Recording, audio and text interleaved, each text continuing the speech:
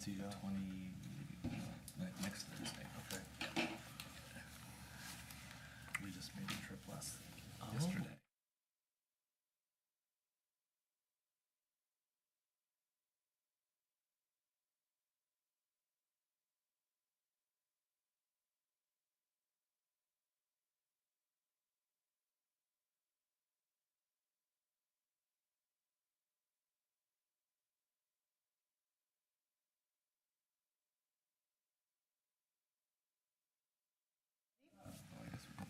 We're off. We're off to the Call races. the public meeting for the Rockport Select Board of Monday, August 19, 2024 to order. We're meeting here in the Parker Room, 6 p.m. Any amendments to the agenda?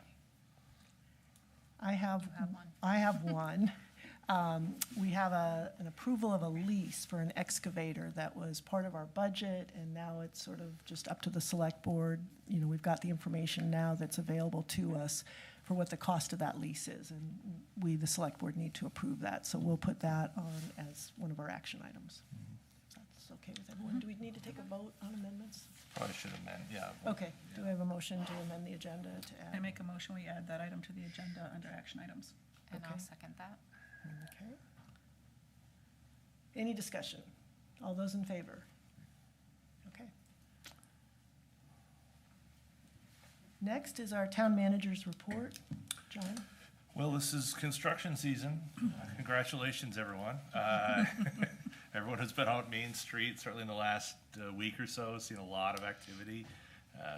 The people on up on Wellington Drive have been very busy working on that hill.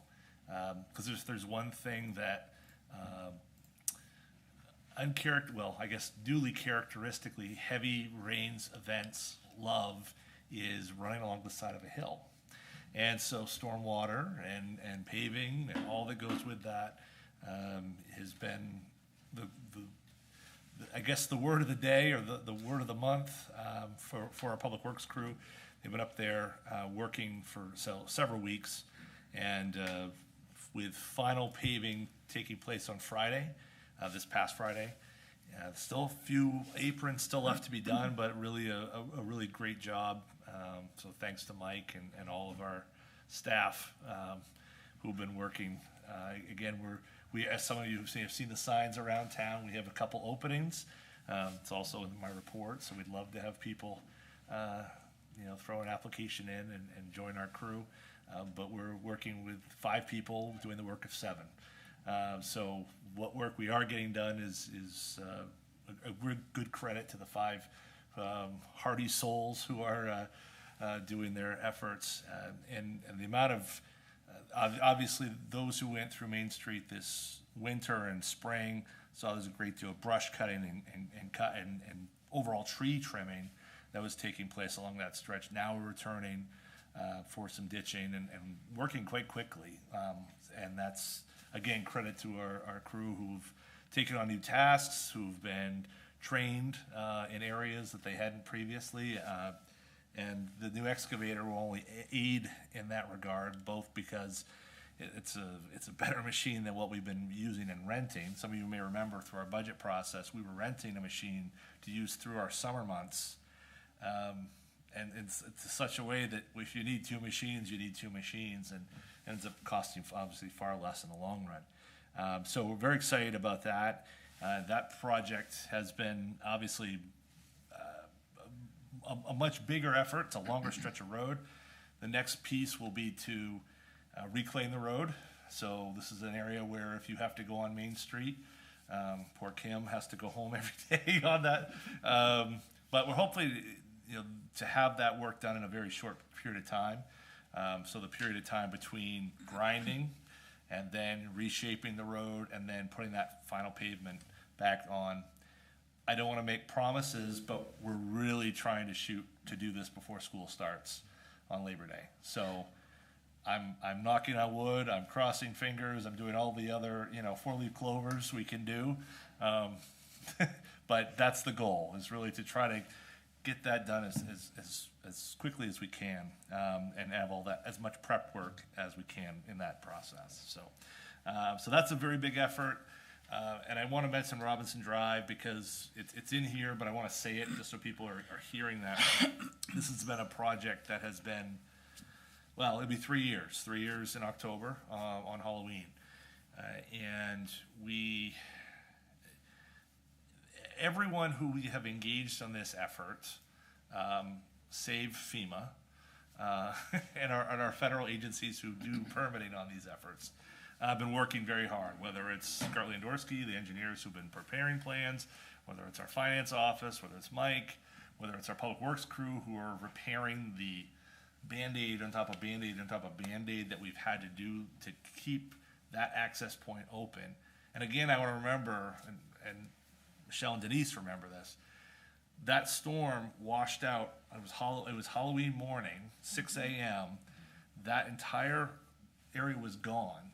12 hours later, you could drive cars in and out, and you could trick or treat. So that was a gargantuan task our Public Works Department carried out and did tremendous work. We've been let down by some other agencies, but I think that we're nearing the end of this. Just so everyone understands what the holdup at this point has been. So there was permitting that was in the way. We received that permitting this winter, submitted plans to the firm who will cast the box culvert that will be placed in that location. And that was about, 4 or 5 months ago at this point. And it's at. And what's happening is because of everyone's having these same issues that we are. And we now face this crunch that everyone's trying to get, 12 months of work done in about 3.5 months that you can actually build and work in these wet areas. So we are awaiting a box. Farley had the lowest bid on this project. They're ready to start as needed. And we have about a 2 or 3 week window where if everything doesn't go well, we have those 2 or 3 weeks to play with before work is supposed to be stopping. We're going to do everything we can to get this done on the town's end of things. But these are very real issues, and the Army Corps of Engineers is involved. And I'm sad to say that it's not as simple as it really should be. The residents of up there, Pine Bray and Robinson Drive, have really had to put up with far more than they ever should have in getting to this point. But we are, I think there are lights that are out the end of the tunnel. I'm hoping by the time you have your next meeting on September 9th, that if construction hasn't already begun, that maybe even we're near the end of construction. It's a fairly simple situation of excavating, plopping a precast cement box in place and grading. Now, that's simple for someone who's got a Tonka truck, but obviously it takes a little bit more than that. But I'm very excited. I'm hopeful that this is going to happen as we planned, but words are empty until you actually have something done about it. So anyway, I just wanted to mention that. And the last thing I wanted to talk about was the reval. There's a lot in here and a lot going on, but we have, there have been notices that have been sent around town. I'm not sure everyone is either reading them or seeing them, but I just want to sort of get more visibility on this topic. So, as the board knows, the town is in the process of conducting a revaluation, which will be the first since 2005. This will be a review of every property in town, every home, every structure in town. And the process, the revaluation process is really two-pronged. Certainly there's sales data that you take and you do studies, you look at where those sales are, why those sales occurred. And then there's the second part. And the second part is really understanding your inventory. What homes do we have? We're going to talk about 3-bedroom, 4-bedroom homes. How many bedrooms are in your home? How many baths? How many, is your attic a crawl, is there a crawl space in your basement? Is it a full finished, attic? There's a lot of, variables, and a lot can happen in, nearly 20 years. That's since the last time. So the the firm that the town has hired, KRT Appraisal, have been going through various neighborhoods, knocking on doors, meeting with residents. Sometimes people are taken off guard. It can seem like a very intrusive situation. I can certainly appreciate that. But the goal of this is to try to get as accurate a read of a given property as you possibly can. The ability to have a more accurate read of a property on a property card can only lead to a better final product in the end in terms of an entire town's revaluation. So, it's certainly any resident has the right to refuse entry. They have that right. And they also have the right to show them everything and get out the scrapbook if they wish. But the accuracy does help in terms of understanding the total picture of what is on that given property card. Because invariably what ends up happening is obviously once those numbers are crunched, and each individual property owner will receive a letter that'll say, this is what your new value, this is what your old value is, this is what your new value is. And obviously the first question is, well, why is it that number, right? And so the first thing that usually occurs when you make that phone call, and there'll be a phone line in which you can call and meet with KRT, is, well, what is the circumstance? And when you start going through your property card, you want to make sure that's accurate. And that's really what this effort's about. It's about making accuracy occur. If you do say, I don't want those, I don't want them in my home, or you can come back at a later time, that's available. There's on the card that the KRT had sent out to all property owners, there's a phone number on there. You can reschedule. You can also call our assessing office. They can help in rescheduling. But if you refuse entry, that puts the role of KRT in the place of standing on the curb and guessing. And they'll use their best guess of knowing what they see from the outside and what they can appreciate from the curb. But you somewhat walk away from the ability of being able to stand with accuracy of both sides understanding the same set of facts. So I urge folks to participate in that, to involve themselves with KRT, and be as open as they wish, as they feel comfortable in any given circumstance. But this will turn around next summer, and then you'll wish that accuracy was there on your side. And so having been through this and was in your position in 2005, that's an important piece. The other thing I'd say, and just as a quick note on this, at this point, it's really about information gathering, and the role that the board and the town have is very much a reactionary role. There's sales data available that's readily available. People can pursue it and look to it to their heart's content. The challenge, of course, is that it's not really interesting until how much you see what your value does, and that happens. So we're going to go through this process. We're going to try to get as best a read of what every property is in this town, and then they'll give that to the town at some point, and the board and our contractors will somewhat hand off the gift, and then it'll be up to committing taxes on that gift. So a lot of work left to be done, but we're pretty excited. And I certainly, if there's any questions, I've received a few number of questions from other residents on that, and what is this revaluation, because it's been so long. So if you have any, feel free to send them my way, and I'm certainly glad to answer any questions folks have. So Jeff, are you showing that part for a particular reason on the screen? Okay. All right. I'm trying to read the thread there. Anyway, that's it's been a very busy summer, and I'm eager for September. Hey, John. So the reval, some of us have already gotten reevaluated, I guess. So we're not going to get a second wave of this. So when you say revalue, they visited your home once already this summer? And I've already got a new valuation, and it's been reflected. I don't think that's. Good question. I'm not sure your circumstance, if that it might be something. So traditionally, all those letters will come out at once because they'll all be impacted by the same data, and those should come out next spring. So let me check on what you've received. Are you referring to, because I know I got my tax bill and the taxes went up. I don't remember if my valuation No, changed. personally, I had a reassessment, I guess is the Okay. term. So is this another reassessment coming?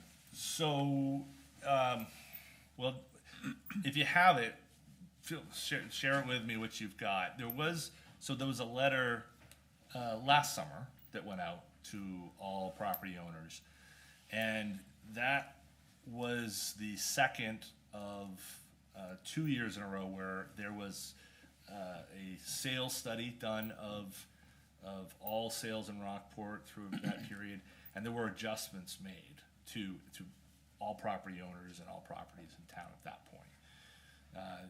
This is a different process in that while the sales data is still occurring, this is actually the knocking on doors, beating feet, going house to house, and gathering that data about what is this given house, how many bedrooms, how many bathrooms, and so forth. The other effort was really just using sales data to drive that bus, and With all the existing information on the Right. property card. as accurate or inaccurate as it may be over the last 20 years. So so there were 2 years in a row where the town conducted those adjustments. This summer, there was no adjustment made in terms of valuation to tax bills, or to say property values. And because next summer, the revaluation would be completed and available to be used as part of the commitment. So it's, Camden was on a different schedule. They're using the same firm. They did an adjustment for sales 2 years ago. Last summer, they didn't adjust values, while we in Rockport did, because they knew they would have the forthcoming year have their revaluation. So this past summer, that revaluation kicked in with an average increase of value of about 44%. Now, the hope would be that the adjustment that Rockport saw, which was over 30% last summer, just on a sales-only view, captured much of that increase over the last year or two. And so the next summer's adjustment from this revaluation will be minor in comparison. But that's really all driven by sales data. It's not, hopes and dreams really don't matter. It's really about the raw numbers of it all. And, we've seen an unprecedented growth in property values in the last, post-COVID. Which the only thing I can compare it to, having been here, was that building boom of the early 2000s when, values also had precipitously increased, and at the same time, it had been a long time since we'd had that revaluation. So those two factors of not having great data, and old data, in this case where we are now, 20-year-old data, it hinders our ability to have as accurate a read. So this has been a long-term plan. It's been in the budget for the last 2 years, I believe, and hopefully the product will be as accurate as can be. The only reason why not the only reason, but the biggest reason why you need to do this is, one, the state constitution requires the towns to have an accurate read as the assessed values of properties. The second piece, which is related but unrelated, is that your revenue not your revenue sharings, but your homestead exemptions, your veterans exemptions, a number of different revenues from the state are impacted greatly by the percentage of value. So the town's valuation versus the state valuation. We have to make sure that's as close to 100% as possible. And if we're unable to do that, then we have to reduce the amount we can receive from the state. The other piece of it is that there's also a desire to ensure that proportion. The reason why we use property values as the reason to how we divide the costs of the community is to make sure that we're all in proportion.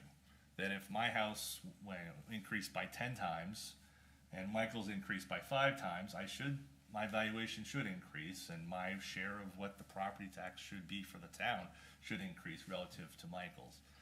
It's all about the proportion, and while the pie may grow, as long as the proportions remain the same, the taxes should remain the same. But that's sometimes wishful thinking, because we all know there's a lot of school, county, and our own, costs have dramatically increased as well. So it's not going to be an easy process, and certainly we've seen our neighbors to the north in Camden, we're certainly going through quite a time with their revaluation. I'm hopeful that with the work last year, it shouldn't be quite as bad, but we'll see. Any other questions for John? Okay. Thanks, John. Moving on to the consent agenda. This is to approve meeting minutes from July 8th and July 23rd, 2024. Do we have a motion to approve the consent agenda? I move to approve the consent agenda as presented. Second. Okay. Any discussion? All those in favor?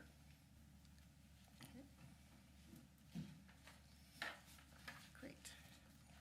Let's, moving to the action items, let's slot in the excavator lease question first. I see Mike. Did I see Mike? Yeah, Mike's Yeah, back Mike's there. in the back, yeah. Do you want to introduce, or do you want Mike to introduce this issue? Yeah, it's, so this is a fairly, happens once or twice a year that will come before the board. If we are borrowing an amount that exceeds $100,000, it requires a legal opinion from Bernstein Sure in preparation of the lease purchase, completion. So that review then creates a motion that Bernstein Sure has drafted. Basically, it requires the board's approval to initiate a lease purchase, and then it would authorize Denise and I to sign when needed. Again, this is an amount, and the amounts that for these purchases, one is for the vehicle to replace the old cruiser that the code enforcement crew are using, and secondly, the excavator. These are amounts that were already part of the budget, and the only reason why it comes back before you is just that need for the lease purchase language. So that's the only reason why. Other than that, we just sort of spend through our normal course of business. So this proposed vote, would that be sort of, we can flip it into a motion? Do we do a motion along Yeah. the line? And everything has to be read, all these? Yeah. Okay. So I understand, this is approving the purchase of the excavator and that vehicle that we already talked about, and budget Yep. process and all that. Okay. Yep, that's right. Denise, Yeah, John, sorry. I'm So- just not seeing the vehicle. do we know exactly what the amount is here? Yeah. $239,269 at an interest rate of 6.49%. And these go out, Do we know the breakdown of that? Like, what's the excavator versus what's the, Well, Yeah. I'm looking at the, when you yeah, look at the vote, it doesn't include this car. it just says the excavator. they must have, right? they were trying to rush to get this done so that way it could be on the agenda tonight, so the only thing I can assume is that the car was not included in this, And this- So separate on is its this own. just for the Yeah. excavator? So we'll because get the the- car next, Yeah, the car can be It's less part of, important. right, Okay, exactly, so the excavator is the 239, 269. exactly, Okay. yeah. Okay. Which was, we budgeted 240 for, in the and budget for these that. go out to the banks to see what kind of a good interest rate we can get, that we get the best interest rate. There are, right, Androscoggin is one of the few firms, or actually the only firm in the bank that offers this type of lease purchase with municipalities. That has been suggested to other banks, including the bank that we bank with, the First, to offer this same program, but to this point, Androscoggin is It's the only one in the clubhouse, so they do these all over the state, and we've done a number of lease purchases with them over the years. How many years? It probably says there. I don't think it does. It doesn't say, In the It's got, budget. just the Mike, if you know, feel free to amount yell it and out. the rate. is it 10 year? I gotta bring up the budget, because it's in there. I believe it's 10. Did I stump the experts? You did. I didn't mean to. It's hard since we don't have this one copy. so. Right. No, asking all the right questions. I wish the interest rate were lower. Yeah, It's actually not bad for rates that are out there right now. yeah. Over 7, most of them, so, yeah. Almost there. And I'm assuming this will be a long-term useful purchase? Yeah, John was describing earlier that because we haven't had this, we've been renting, and Mike can maybe provide more information, but it'll make our public works folks and that work more efficient than. So the issue is largely trying to get to a point where you can have 2 crews operate at the same time. You know, it's walking and chewing gum all at once. Unfortunately, if we were to have one excavator working through a whole summer, we wouldn't get very far. And I think just looking at Main Street, at how fast that project is moving, just gives a sense of that. Sort of throwing everything all at one road, and again, with 5 people. But it allows to get a sense of how fast you can move when you've got, 2 working. So this will replace the need to rent that second? That's exactly right. Okay. Yep. We had put in the budget 2 years ago to replace. It was too much at that point in time. And part of it was we put the whole purchase in as opposed to put it in as a lease purchase. So that way we were only paying for that portion of the. In that year? Exactly, yep. Sorry, I'm scrolling here. The bookmarks don't work. This so. machine's gonna be a lot bigger than the one that we have as well, so it's gonna be able to do. Mike, do you want to come on up and Sure. that way folks, anybody watching from home can hear you? So yeah, this machine's gonna be a lot bigger than the one we had. The one we have is a 14,000-pound machine. This is a 30,000-pound machine, a 32,000. So we'll be able to, more reach, we'll be able to do more projects ourselves, plus not have to rent a piece of equipment that size. And along with, we're paying we're paying rental payments, but a lot of times it would hold us up we'd get one lined up and then it wouldn't be available. And you'd have a crew ready to work, And we'd have but a no crew ready to equipment for go them. and no machine. Yeah. So, there's a number of different reasons for getting an Yeah. excavator and, trying to get one that does everything you need to do. We'll still have the small one as well for smaller projects around town. And we have some more attachments coming for this as well, so we hope to get some grinding and roadside brush cutting as part of this bid as well. Good. So, Yeah, I think, we did discuss it during the budget season. I mean, it's great to have this information because you sort of forget that we, Well, and it's a big number, so It is it's a big nice number. to It's a big number. refresh yeah, as So it's- to why. Sorry, yeah, 10 years. 10 years, It is 10 okay. years, yep. so it's a 10. So Denise, this is, the impact on the budget, there is no impact. It's in the budget. It's in the budget already. So why are we, We have to approve the entering into the lease. Every year when, okay, like, so that's It's really over our only $100,000. question. That's it. Can we streamline this? and Well, go that's, straight yeah, to- I think some people have additional questions. Oh, I know, so, but, Yeah, okay, I didn't understand this was already in the budget and all that. and yeah, To me, when we get some of the bigger trucks, we have to do the same thing. So if it's every 2 years, we get a big truck, it Okay. has to come before the select board. but I It's think all it's been good for the approved, public but- who's watching to It's know not that the money, we're it's the sort of- paperwork, right? Yeah, okay, right. great, I just need to clarify. yeah. So do we want Do you to have anything else since you have it? Well, Mike, you have to tell me what kind of truck it is, though. It's on there. Takahouchi. Takahouchi, Takahouchi. okay.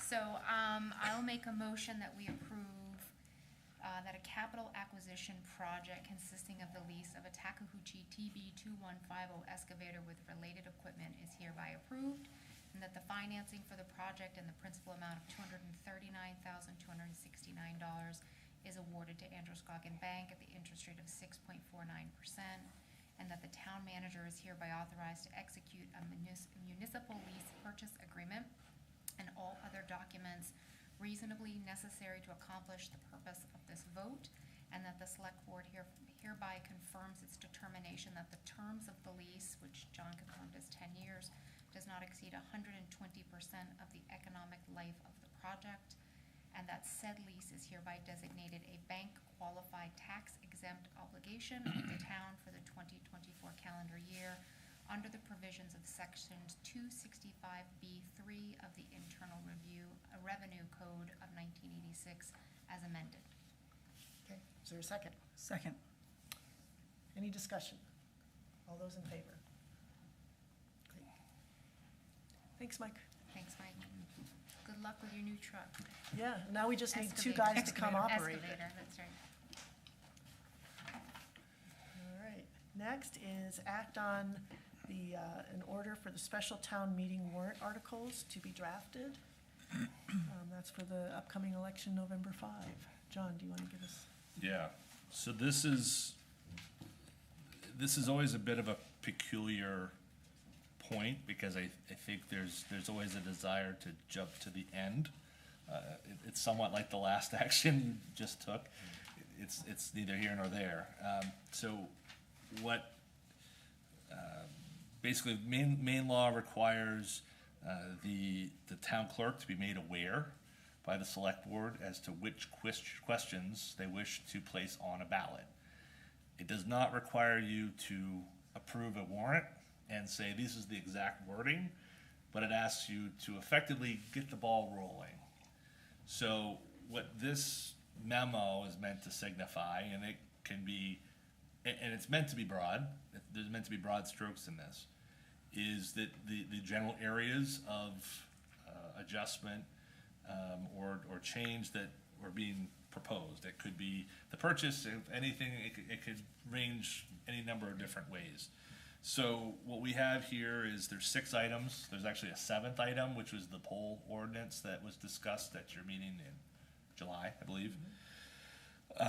But those 7 items would consist of the direction that you would hand to the town clerk. From there, the actual wording and the warrant would be created, and then that would be on your agenda at your meeting in September. And then that's actually the language and the order and everything that goes with that would be approved or up for approval by the board that evening. And then basically the ballots can be printed. This is really to get the language in place. So the other part about this is it somewhat can be about the general priorities of the board.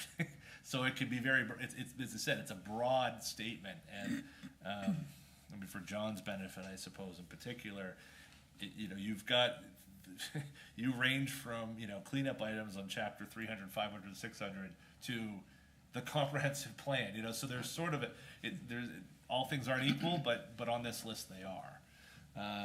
So this list will actually, that are 6 now, actually should be 7, is Should what be you're 7, saying. the poll Okay. ordinance Poll should be- ordinance, okay. Yep. So I can just go through these if you want, Denise, or Yeah, and I think that's good. I know we have David Cocky here to give us some information and an update on the comprehensive plan, which is one of the items here, but why don't you go through the list and then we'll have David Okay. come up and, because I don't know if there's anybody else to talk about any of the rest of, well, will Ryan talk about the sewer infill? Is that? probably. I mean, I guess the issue is, right, we don't have any language yet to react to. Right. These are subject, sort of Right. broad subject matters. And there has been some language, worked on and prepared, but it's too early to Right. get into the fine grain on those items. It's really meant to just start another process. A number of these will require a subsequent meeting by the planning board later this month to gain their recommendations, and at that point, that fine grain will be, presented and available, and then obviously come back to the board. That's a process I know John's too familiar with probably. So the others are obviously much more broad. Maybe I'll sort of skip to maybe 5, 6, and 7 if you want, or I think that makes sense, Yeah. because Yeah. those first 3 are planning board Yeah. stuff. yeah, and then maybe David and Orion can jump from there. So Okay. number 5 on this list is bonding and authorizing the bonding and expending of funds to design and construct stream crossings. So included in your packet is a list that has been altered a bit from the budget process It was part of the budget process this winter, so should be somewhat familiar. However, obviously, as we work and we find, more gets added to the list. I emailed, and I actually printed out here, there's a couple of different crossings that we've come across in the last couple months that are now even worse condition and need to be added to the list. This is a list that seems to grow, not shrink, sadly. So Main Street, Miller Farm, we got a call, actually there was a Facebook message last week and said, this is in a bad way. And Mike went out that night, put some cones out, and we got, those are the photos that, you know, from Mike's visit out there. And that culvert's gone. So this is a culvert that, there's a couple there that run under Main Street. They're good sized, and the replacement will likely be a box. So just to give you a sense of, so this is, Mike, why don't you come up just so they can hear you if you've got things you want to add here. The culvert, so this is obviously, this is what everyone's used to what they see inside of a culvert, right? These big round metal tubes, and that's been the way that we've moved water and storm water in Maine for decades. What we now have is we're getting end of life on a number of these different areas, and the other piece that's also happening is that obviously we have more water than we've had, and we're getting more sudden events. So as you can see, the bottom of that's already rusted out, and this is becoming a common occurrence.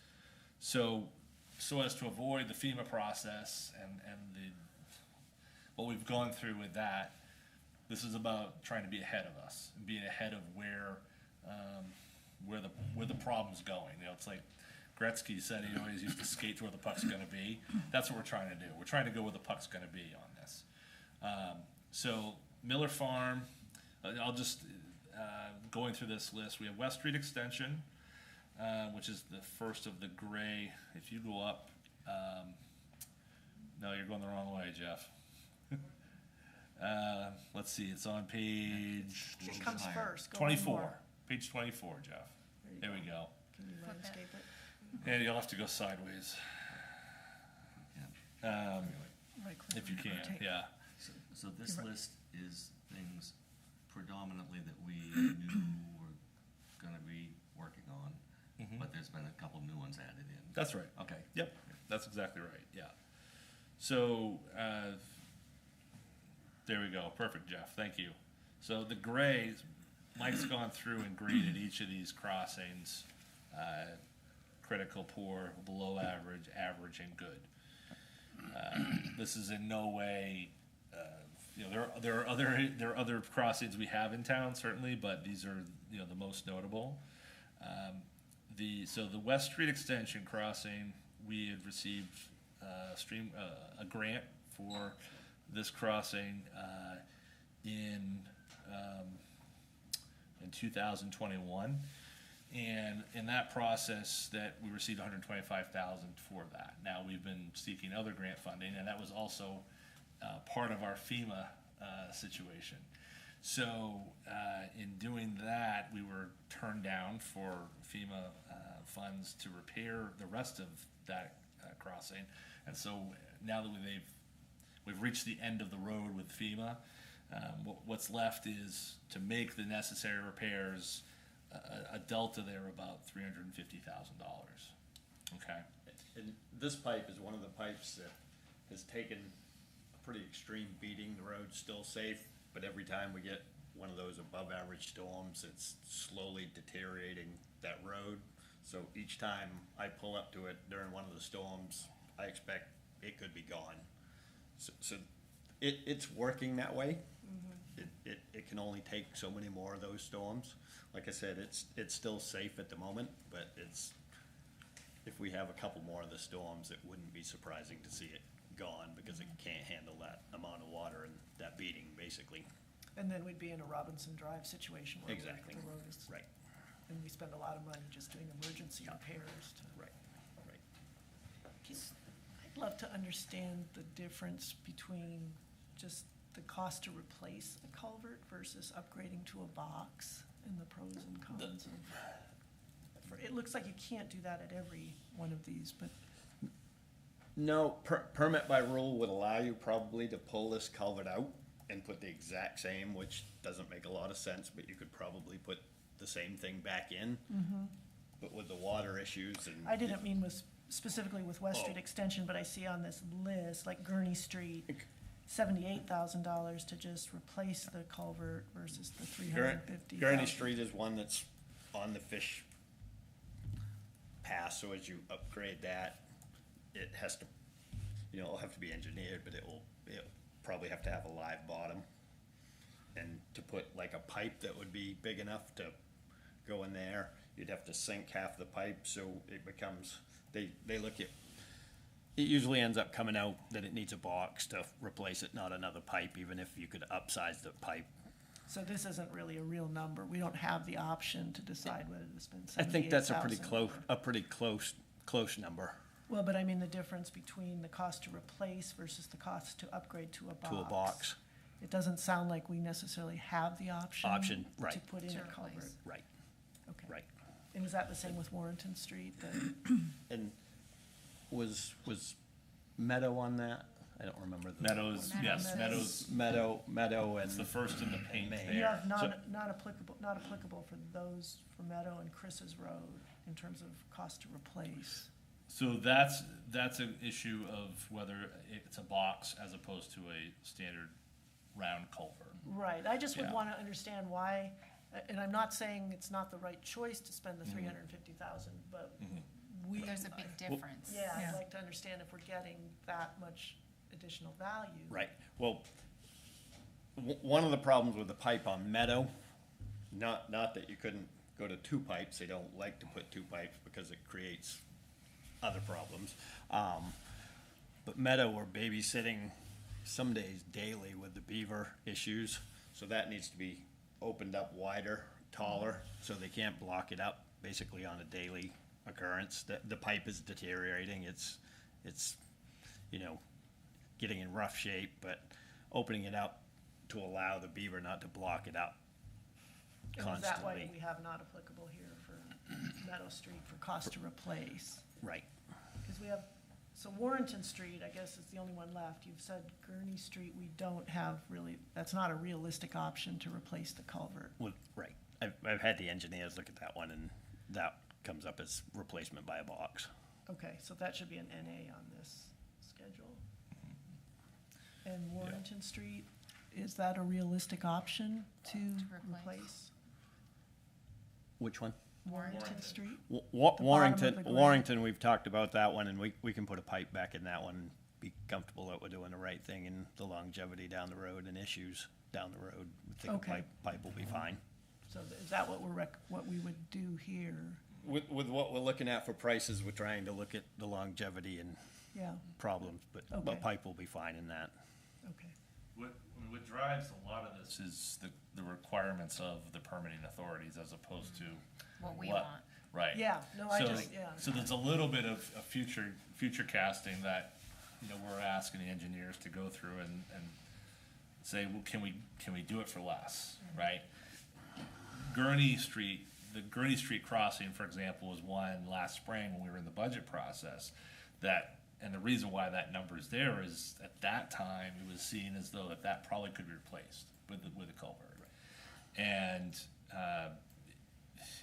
this is part of the issue that we're also running into with Robinson Drive is the standards and the requirements that these permitting authorities are throwing at these issues are just sort of, they're going up and going up and going up, and they're seemingly not being met with reason and rationale.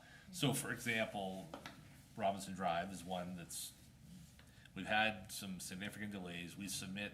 The drawings were submitted to the company casting that box in the winter.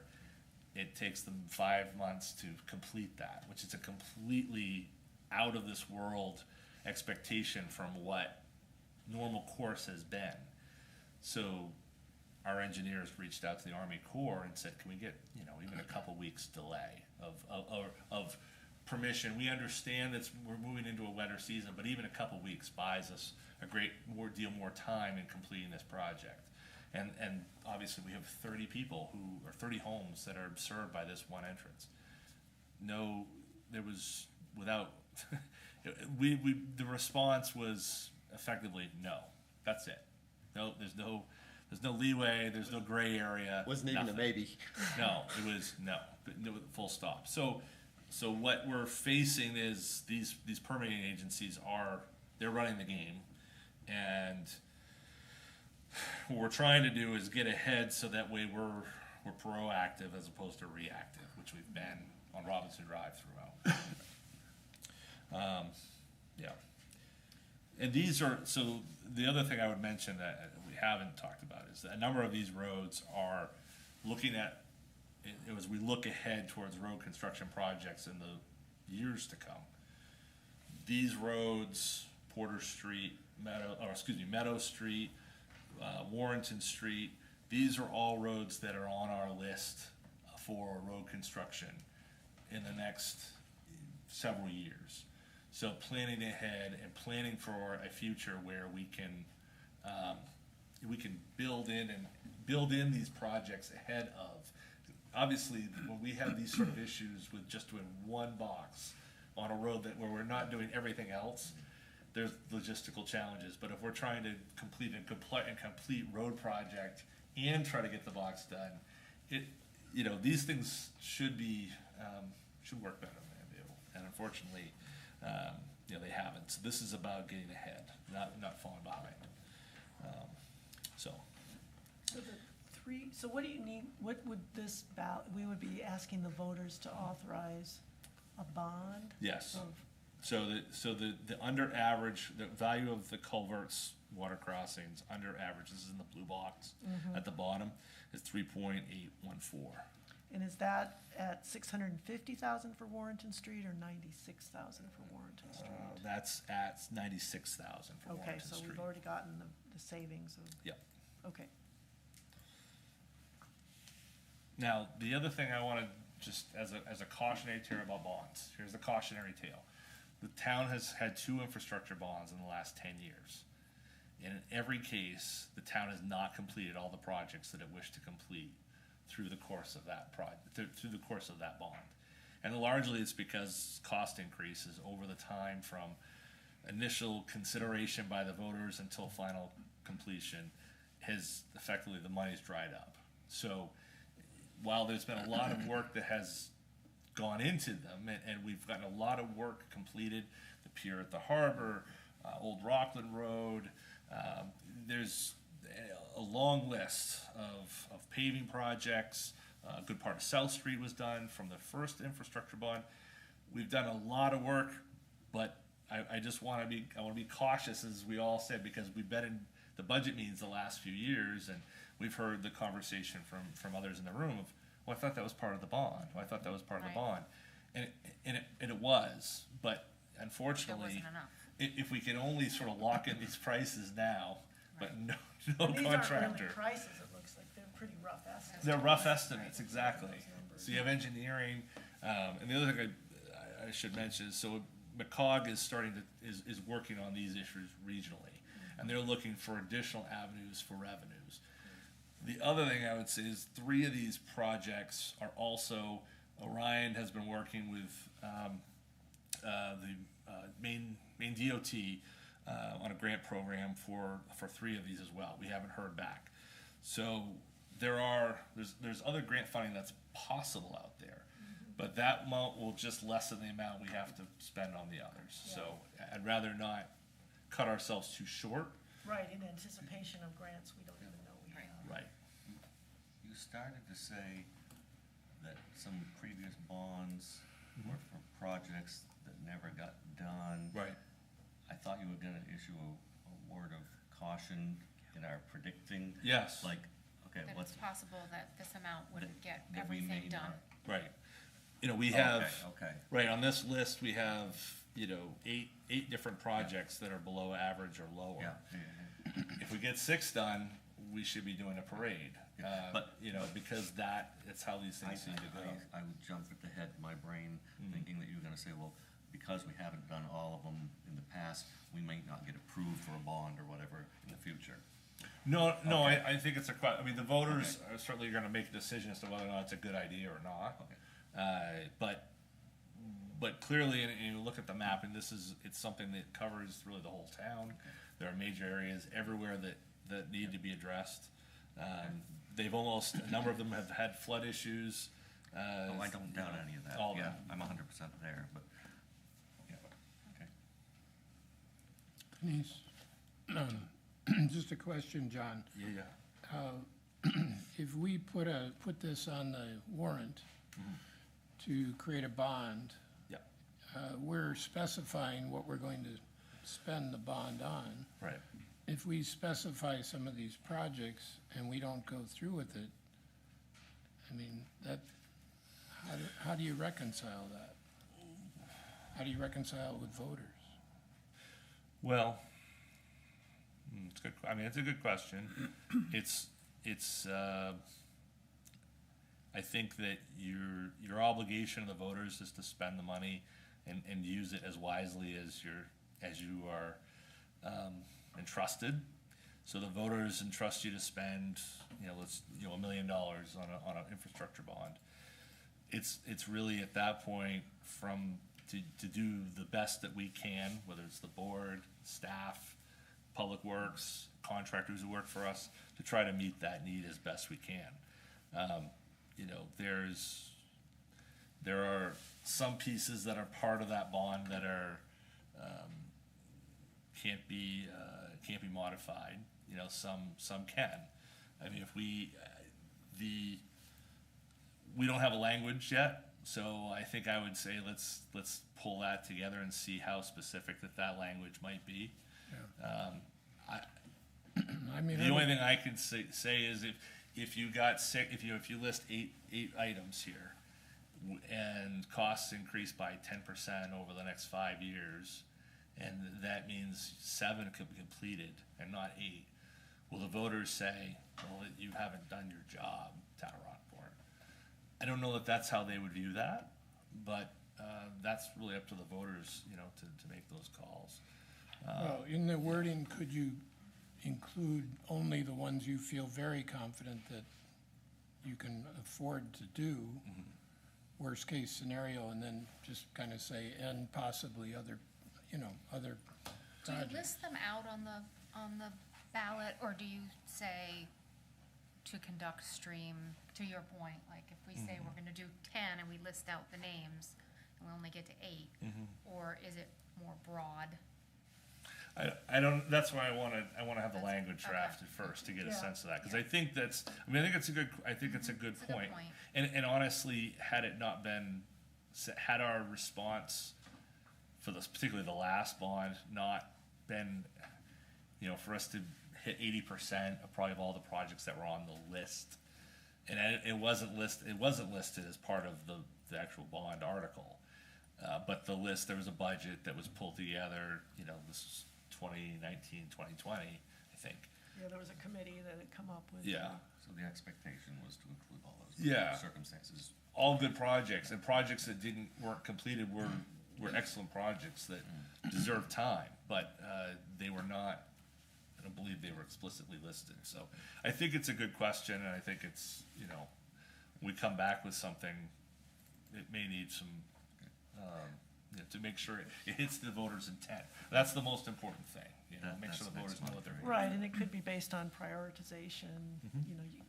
These have been prioritized by Department of Public Works, and we will, ask for the permission for $3.8 million and the priority that the stream crossing, I'm assuming that's how you would handle it. You would spend first on the ones that are critical and then move to Absolutely. poor, yeah. And then, of course, not knowing where grant funds come in, because Right. that, And they might be to specific projects rather than. right. Now, with the bonding authority, the way these articles are written, you would ask for authority to spend the full amount, and then that would be lessened by the amount you gained in grants. So let's say we got a $200,000 grant for one of these crossings. It doesn't mean we then spend $4 million, right? Right. We are authorized to spend that 3.8, just means we'd borrow less, which, so that way, the voters' expectations aren't expected to change upwardly, Right. only downwardly. Okay, so that was number 5. Yeah, number 6. Moving right along. Six. Moving on. Oh, ahead. That's a big one, though, because we, Yes. It's a lot of money.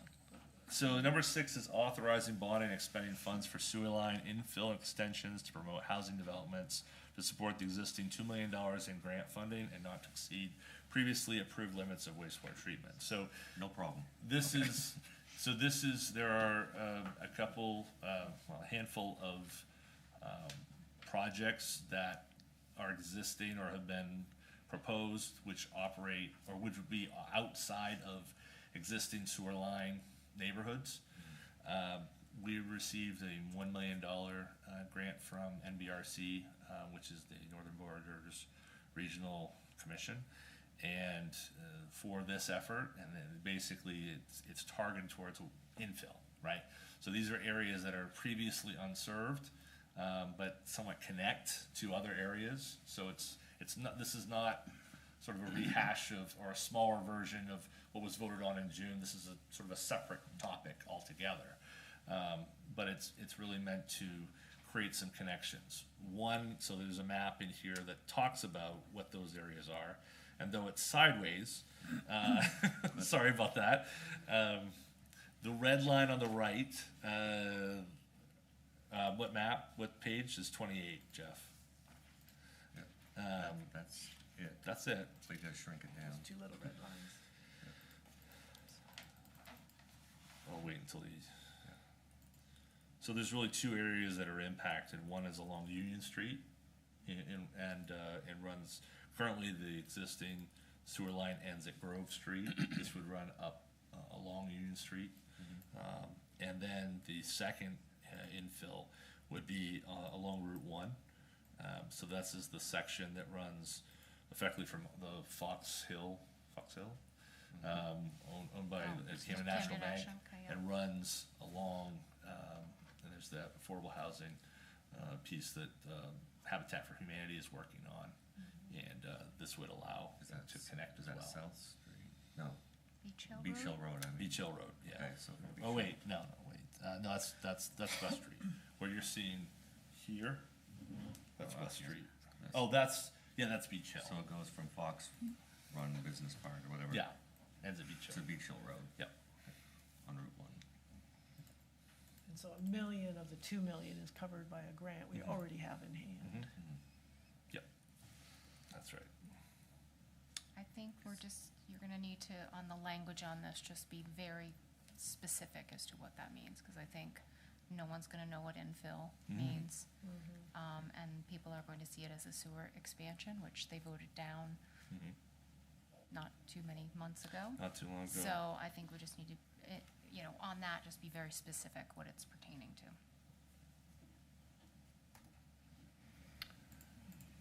And the existing need or whatever. Yeah. But those areas make total sense. Okay? Okay. So that was 6. Okay, Yep, so 7. six. So I John, just have question. Yeah. John, why are we doing Union Street? What's the rationale there? Well, Orion, do you want to come up to maybe just let's talk about that a little bit better? Orion's been talking with a couple folks interested, but I'll let him steal Orion's thunder here. So, yeah, on Union Street, there are a couple of developers that are interested in developing that area. Is primarily ledge. There's not any capability for the most part of that area to put septic systems. So right now, these developers, they're very tentative. One of them owns the land already, the other one is interested in buying the land, but they're not gonna make a lot of investment until they've got assurances that they're gonna get to tie into sewer and that there's also a capacity for it, so there's a couple of items to pan out, but we did. This was the grant application that was submitted to Northern Border Regional Commission outlining. This was the grant application, this map, that's associated with the Northern Border Regional Commission grant. Okay, So to use that $1 million grant, It needs to be applied to this particular project. okay. Okay, and that big parcel in there, is that the YMCA or is that Midco Solid Waste? Both of them are over there. The YMCA is in that. So right now, area. the YMCA is not on a No, sewer. they are on sewer right now. They're on sewer. There's a line that exists on their property that goes behind Midco Solid Waste that goes then straight into Camden. Yeah. So then are they gonna reroute to come onto the new one? Well, so this grant was after the last election, and it was a separate item of that particular project. So the thought was, if in the event we were to build our own, then there would be an option to reroute, or if we were to send everything to Rockland, depending upon what we were gonna do. That would allow not only the YMCA, but Midco Solid Waste to have a different alternative. It doesn't necessarily mean we go all the way up there, but a part of this grant application, that's what we proposed. And then If that makes sense.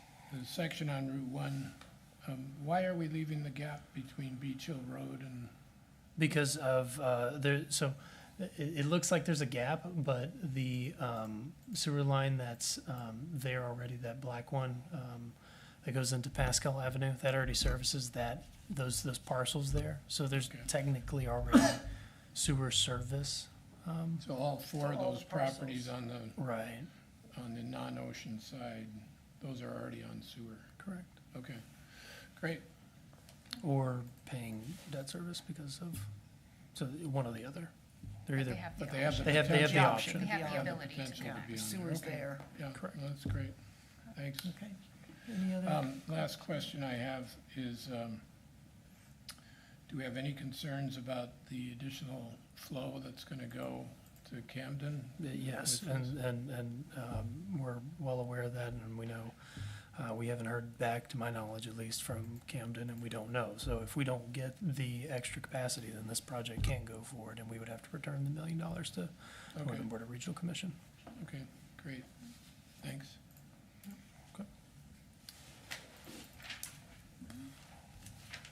I'll mention 7, if that's okay, which Yeah. was the poll ordinance, which was discussed again at your July meeting. So that also should be added to that list. So when the motion is made, it should be as amended to include the poll ordinance. Okay, and David, we've got David Cocky here, who's Chair of the Comprehensive Plan Committee. Yeah, gonna give us an got update. asked to give you an update on what's happening with the comprehensive plan. Emphasis is on what's happening as opposed to, for a while, it was what really wasn't happening or happening very slowly. I won't give you the whole history, and most of you I think are aware of the comprehensive plan.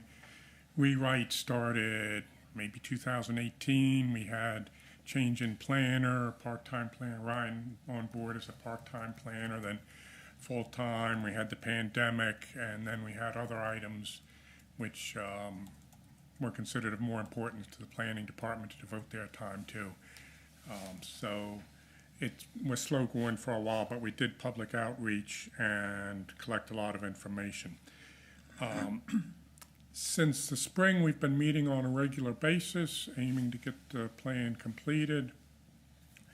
We're currently finishing writing the draft.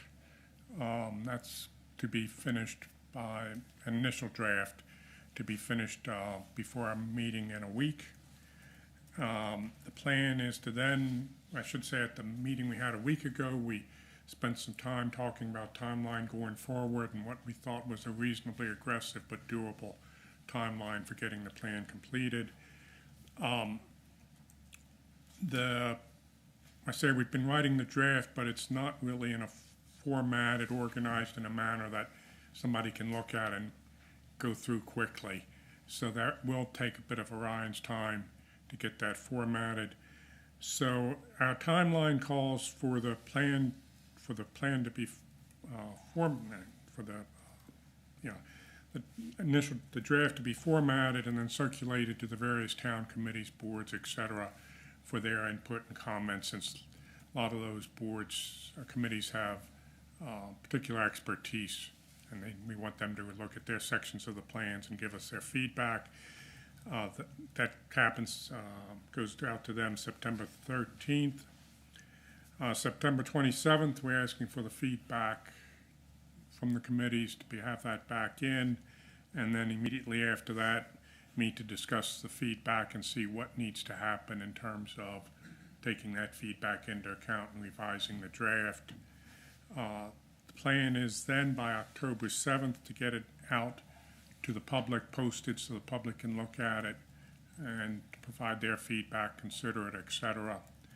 Have a public meeting on evening of November 7th here in the Opera House for public comment, et cetera. Then on the 18th, the Comprehensive Plan Committee would meet to look at the feedback from the public, and what happens then would depend in part on what the feedback is, but assuming there's some feedback and so forth, and maybe some things we want to revise a bit or tweak, but not a lot, we'd expect to have the final document to the Select Board by about the first week of December, second week of December, around December 9th, which doesn't work for the November ballot, but means it should be plenty of time, even if we wind up with a delay or two, to get on the next election. So for the June 2025 election. Yeah. Well, we've got to have public input. I mean, there's, as much as we'd like to have had this moving along, and, you know, I think we have a very good group of folks who are spending a lot of time on it. So it's disappointing, but it's also the reality of where we are. And I think it's more important that you guys have the time to spend on it, and then the public, the committees, that we have the appropriate input, because this is our sort of town's mission going forward. Okay. So appreciate all the time. Okay, thank you. And, No, thank you. David, while we've got you. Sure. So far I heard you're gonna have the document ready for public distribution on October 7th?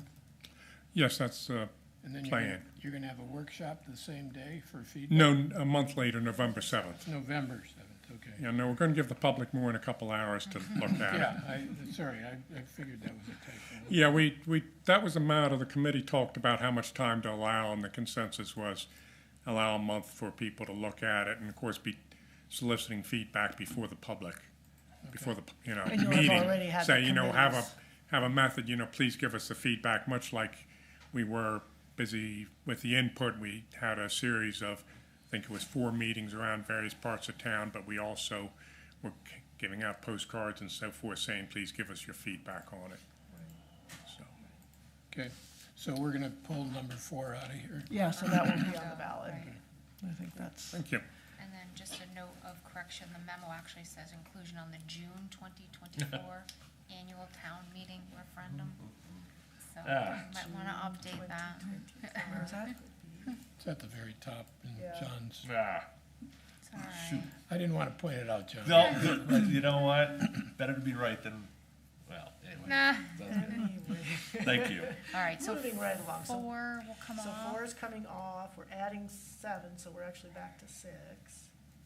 And the land Okay. use ordinance, that'll be, I don't know that we need to really discuss those now, that'll be I don't think so. 1, 2, and 3. I think those The will, memo, we'll once hear we from have the the planning language, board, we'll right. have the Yep, language at our yep. next meeting and take that from there. all right. Okay, so do we have a motion? And it would be as amended. Okay, so I move to authorize the town clerk to draft articles for the November 5th, 2024 special town meeting referendum election as proposed from the memo as amended. I second. Any discussion? Oh, sorry. All those in favor? Okay, it seems so soon, it seems like we just finished an election, and we're already working on the next election. Yes. But, those are good items. Okay, next on our Harbor. agenda is the Harbor Strategic, act on Harbor Strategic Plan Task Force creation. John, do you want to talk to us about that? So this has been a long time discussed, and we are, I think, ready to put a group together who can assist in the next phases of this process. In large part, I think this group's model should be what the VPI task force just went through, which was a longer effort of talking with neighbors, talking with residents, meeting with experts in the field, having stakeholders involved, and allowing those who use and work and stay and to make the rules and to build a future. You know, I think the one thing I hear a lot from people who live and work around the harbor is they love it, right? Don't screw it up, right? So I think that the question is, how do we make sure we don't screw it up when sea level rises? How do we make sure we don't screw it up when, you know, we get these now, you know, several times a year storms that wreak havoc and cause, you know, our parking area to get destroyed once again, and, you know, the power to be ripped out of the harbor master's building, and you know, all of these various things that are not human. Well, indirectly they're human nature, but they are, you know, there's another monster we have to contend with. So this is about trying to put a number of people together who can look in a bigger way, in terms of, well, not even bigger way, but look at what we have and how do we make sure that it's there for our kids, our grandkids, you know, for the generations, because that's what, you know, that's sort of what we've been handed. It obviously, it's a harbor. It looks a lot different than when the lime kilns were burning. But, you know, in large part, that's the same harbor I grew up in, going to Granite Pier and all that comes with that. But the future that I see in the forces of largely Mother Nature, aided by climate change, are making that look a lot cloudier. And so this group is really meant to get together. They've to put together a plan to go out to RFP, bring in a firm to work with them, to assist them in their drafting, and to effectively figure out what's the next step. There's no intent to put a finger on the scale. There's no intent to know where that direction goes. It's really to have the people who are involved day after day, week after week, year after year, to make decisions about what happens. And it's a big enough topic. It's not something you staff out. It's not something that the board could hold, you know, 3 workshops and have an answer. There are too many people, you know. There's a guy in the back of the room here that knows a thing or two about Rockport Harbor, and I know he said he's going to be free in January, but but there's a lot. I mean, I think that there's a lot of people who take pride in our harbor, and we need to do all we can. I think that we can build this group together, and this is really the first phase. So that, just to sort of step back, of the task force creation process was a little different. Obviously, we have a petition, but it's still the same process. There's a mission. The board votes on the mission. This is taken from the committee policy that the board has, and you create the task force. There'll be an open call out for people to join. The board will appoint, and then they'll take, Orion has created the bones of what an RFP might be for them to look at. Just as with the VPI task force, they'll fill in and color what that looks like, put it out to out to the market, decide, and then get to work. So hopefully by this winter, they're at action. So concurrently with that, now is a good time to perhaps mention that we, it seems more likely than not, there's a $2 million grant that could go to support the infrastructure of the working waterfront side of the harbor. I don't want to, the check's not in the mail. There's, right. but it seems as though there's something from which to draw for this group's efforts to be supported. This isn't something that a plan that will get written, put on a shelf, and then ignored. There's some real some real heft to that. And the beautiful part about that as well is that that site has taken a real beating. Just looking at some of the work we had to do with, you know, the parking area, the boat club, it was a real bad winter. And unfortunately, we're getting bad winters every winter. So this is a good start, and hopefully this group can put together a plan that will, you know, obviously come back to this board, like all task force work does, for us, you know, as a town, to be able to say, this is our sort of policy, and this is how we want to pursue fixes to these various issues. That's part of the problem, is that when you have these storms, you know, how far do you go to fix? How far do you go? I mean, when you find rot, you cut out the rot, but then do you go what's behind the rot, you know, there's a point of no return here. So we need to build a plan, and a plan that looks out not just now, not just 5 years from now, but decades. And So, how many people do we anticipate will be on the task force? Or have we set a number? I don't know if we have to, or, there's no number that's Okay. been, I think that's really up to the board to determine. I think the VPI had 9, depending upon how you counted staff. There's a lot of stakeholders. yeah, I'm right? not saying we that's need the to limit it, I just didn't know if that was protocol to have a certain number or not, but Sometimes we have gone in with a number, Yeah. and then, here there isn't. Right. so- I'm fine leaving it open and having, And maybe as at our many next people that meeting, wanna- we'll sort of, it needs to be wieldy too. I mean, we Right. need to have, so that, you know, can never get a quorum, because there's so many on the committee, but they can never get more than half of Right. them to show up. Because sometimes when a committee gets too big. John? So, a couple questions. Is VPI a candidate for this as a consultant? Is that what we're thinking? VPI is the Village Partnership Initiative. Oh, I'm sorry, who's the consultant? A view shed. Viewshed. okay. Yes. It was So the that's- consultant on the, Yes, right, and through Sewell, yeah, they were both involved. They are actually the firm that we talked to get the quote in terms of where we came up with a budget number. So we have a budgeted number that was in the budget for last year. That's why we're getting started now. We also so pursued. we have a some- budgeted number for the harbor For this study. For hiring the contractor Yeah. to, for this group? That's Okay, right. that was my second question. Is there anything in the budget? And then another question, will the grant cover the cost of a consultant? That wasn't part of the grant application. We actually have another grant process that we're pursuing to cover a good portion, if not all, of what we have budgeted through FEMA. But Okay. there's some timing issues we have to work on.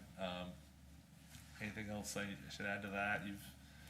It's sort of, we had hoped that it was going to line up a little bit more nicely than it does, but I think by the time we actually have a RFP of a product, I think by the time the committee comes together, creates their RFP and is ready to circulate, some of those issues might be resolved, and we may have our financing figured out. Okay, good. right, anything else? okay, anything else by, okay. Do we, I actually have a few edits, because I found the language of the first 2 paragraphs. And I don't know if I should just read those and see if people are okay with that.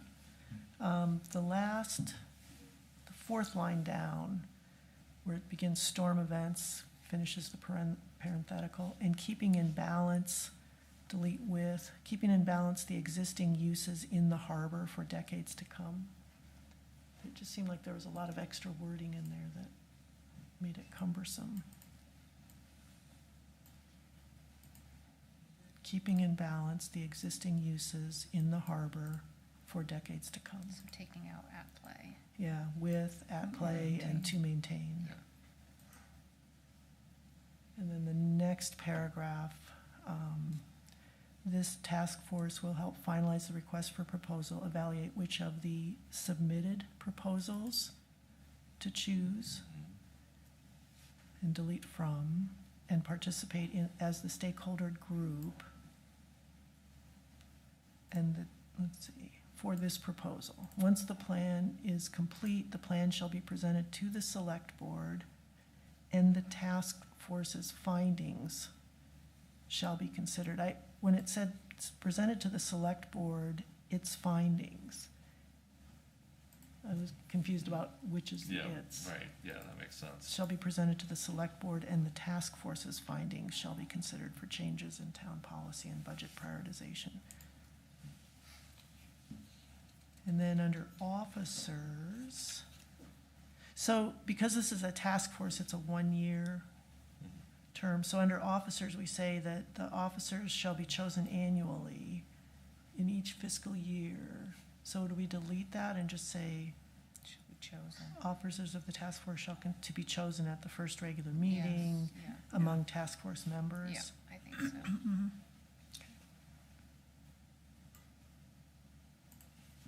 And then there's, in the fourth line down, determine their course. I think it's the course of proceedings.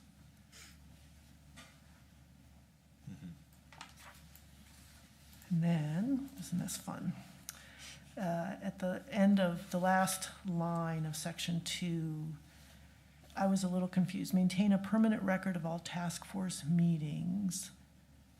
And then later we talk about minutes or a task force report. So so a permanent record of all task force meetings on a, Task force committee report, is there a certain report that they complete? There's a form, Okay. yeah, Form, okay. report form, okay, So on a maybe task add force report form. they could use that. And take out committee, Yeah. task force, and maybe the form is called that, so I don't need to get too particular. I think that was it. And then we talk about a quorum, but that'll just depend on how many How many people are on the there are. committee. All right, so does that then need to be So we could move- amended? Yeah, as amended. So I move to approve the Harbor Strategic Plan Task Force as amended. Second. Any discussion? All those in favor? Okay. All right. All right, well, that's exciting. I mean, that's Yep. important for the town, and it's really And nice so you'll to- put out like Facebook and town website and all that? Tell your friends. Yeah, call everybody for- here, Tell your put friends. Call for And their friends. participants? Okay, Yeah, great. great. And I guess we would maybe reach out to the stakeholders, the particular stakeholders we're aware of, to make sure they. Yeah. Is Yeah, that how you know, I think the idea would be a broad-based group, right, that covers, I think, this is sort of as, and I think anybody's certainly willing to, anyone who can fill out a committee report, committee form, or, Application. would, yeah, right, the application, you know, prior to your meeting on the 9th, that would be really, you know, but to try to get a broad base, right, all Yeah. these different, Different both interests. town committees, obviously the Harbor Committee has a big role in here, but Right, there's, but there are other, I think there's a long list that, Yeah. yeah. great, yes. Yeah, come on up, Bill. So this is kind of in the shameless plug category, but it's a little bit related. Maybe introduce yourself. I'm Bill Bowe, I'm from in this case, the Conservation Commission. We're gonna do a talk on sea level rise for the harbor on the 28th of this month. like At a the week- library. Yeah, a week from Wednesday. And part of the conclusion of the talk, there is a discussion of what the town's going to do about it. And this is what the town's going to do about it. Great. So I would be happy to have one of you or more of you, participate in that part of the discussion. Just so you know that it's gonna kind of be introduced to the town in the context of the sea level rise discussion at the That's great. library next week, so Okay. it won't be a secret. Capture audience. Yeah, the right audience there. Yep. Okay, next, act on police union contract amendment. John, You wanna come on? Yeah, why don't you talk? I hope Yes, you would, please. yes. So, this is,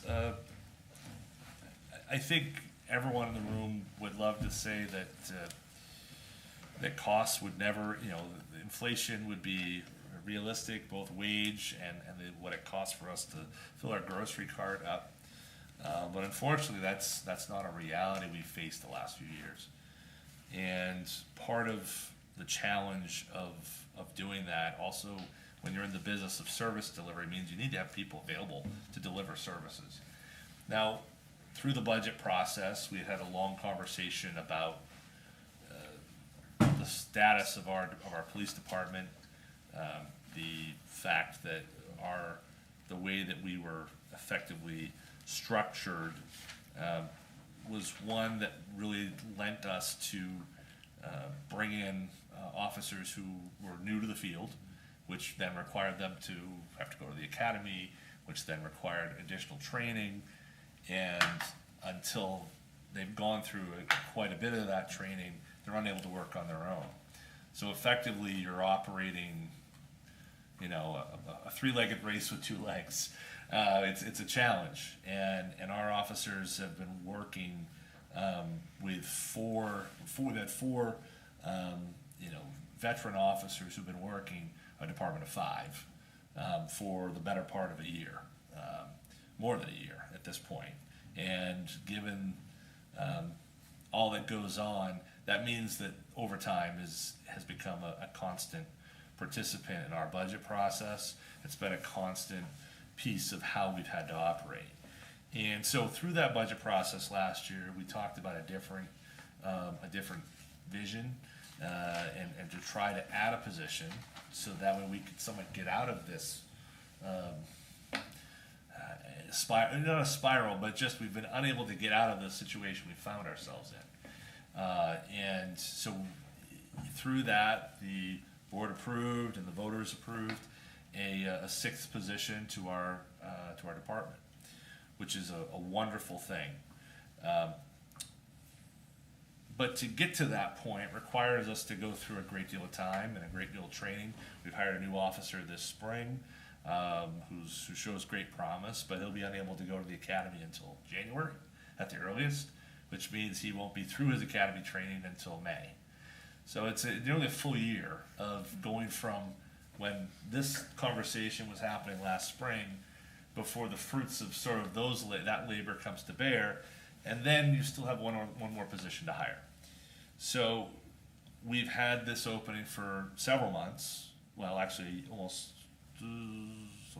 January. Since January, since December, we've had this 5th position available. We hired someone, but the 6th position has been available. We've had basically one position open for 18 months, and we have been unable to fill it. So we have that issue, and we also have a situation where we have other agencies in our region, and this has happened for generations, where these agencies all are nearby each other, and they all are competitive with each other for labor. Let's put it that way. We'll put it in a macroeconomic sense. We They're steal competitive from for each labor. other. They steal from each other, to put it bluntly. In a legal manner. In a legal manner, that's right. So Chief and I have been discussing where we stand, our department stands, and eventually expecting to meet with our police union and talk about some adjustments to wage before it got brought back to the board. Well, it just so happens the union was doing their same work at that time, which made this process a lot easier. And Tony has so what I've included in your packet is a memo of understanding that we received when we met, and it lays out what the conditions are in our region. Looking at Rockport, Camden, Rockland, Thomaston, and the Knox County Sheriff's Office are. And as you can see, the wage disparity is significant. It's one where we are at a competitive disadvantage to our neighbors, and we also concurrently have a union contract which is a little over a year old, and we are not due to renew a new union contract for almost 2 years. So either we would be asked to sit in that existing union agreement, which, both parties signed and felt very good in the process of doing so, and Tony can certainly talk about that. That was a hard lift at that time, but it was the right thing to do. As we sit here today, however, and what Chief is asked to do, what I'm asked to do, is to try to put forward the best foot we can in making sure that we can manage our department and we can do what we ask our police department to provide in terms of service. And I think, you know, the union's letter here really lays out why we have such challenges. So what we went through, we discussed our circumstance. As we note here, we are the lowest of all paying agencies, even though we had a significant increase in that union agreement. And of at least $3 an hour under most of the agencies that we are in this region.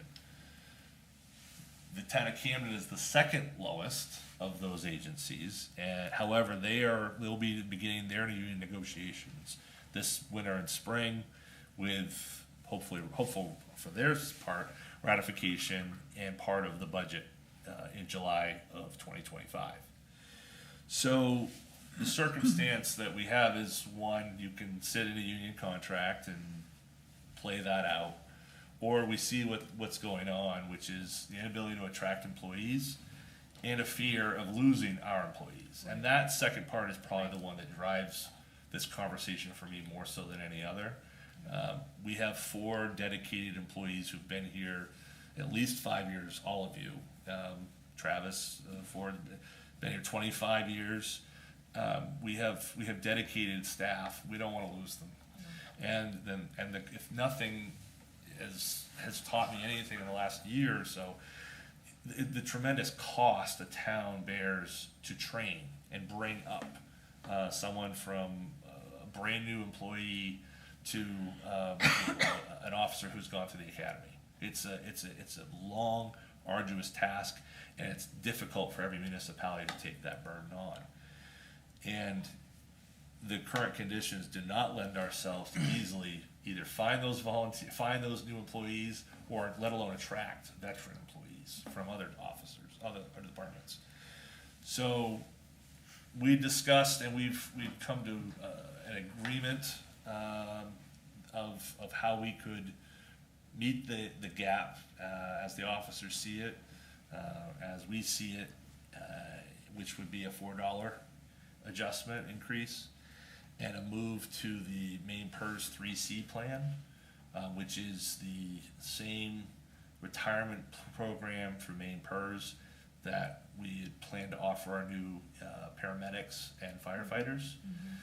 So we had already planned that would be something that we would need to pursue this fall from the fire and EMS side of things. It somewhat corresponds nicely in terms of timing, in terms of how the town's staff works. But it's something that has long been on the list, and as you can see from the list of the other agencies, that's something many of the other agencies are using currently, and probably all will be joining them if they're not already there soon. So this is an agreement that we've reached with, you know, some consensus. Again, this is not a norm. This is not something that I would recommend on a normal basis to sort of rip up contracts and agreements. I mean, I think you have to stand behind those agreements, because you need to have that consistency of leadership as a town. But this circumstance is one we can't ignore, in my opinion. And I think that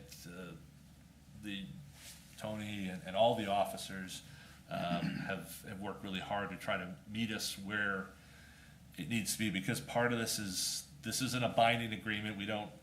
No one owns them for the remainder of the agreement. They can go as they, but they've been incredibly fair for us in a period where we've had less than full staffing. They could have joined any of these departments, but they've stayed with us, and I think, you know, that's a great deal of respect and trust that they've shown in us in terms of town leadership and management to get this resolved. So I think this is a good solution, and I think this is our best foot forward. I think it's essential. This is what we're about as a town, to have the safety and the service that we receive from all of you. And it's the bottom line, and the job's getting harder and harder. Absolutely. It's, The bodies to fill the positions are not there. no, When I applied in 1988 in Camden, there were 75 applicants for three Wow. positions. I just this last week got back to full staff in Camden, which I haven't seen. It was, the sky opened and 2 dropped into Camden. I'm hoping that's gonna happen in Rockport. This move will help yes. to attract those people. And, you know, I want to go on record saying that this staff here has worked far above and beyond for the town for the last few years. It's been short-staffed, working 12-hour shifts every day of their week, plus Yeah. picking up overtime shifts. You know, it wears on you, but they've been dedicated.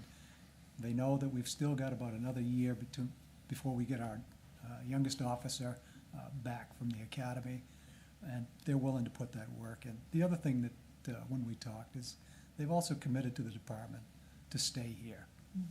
These officers get recruited every day of the week for ridiculous amounts of money.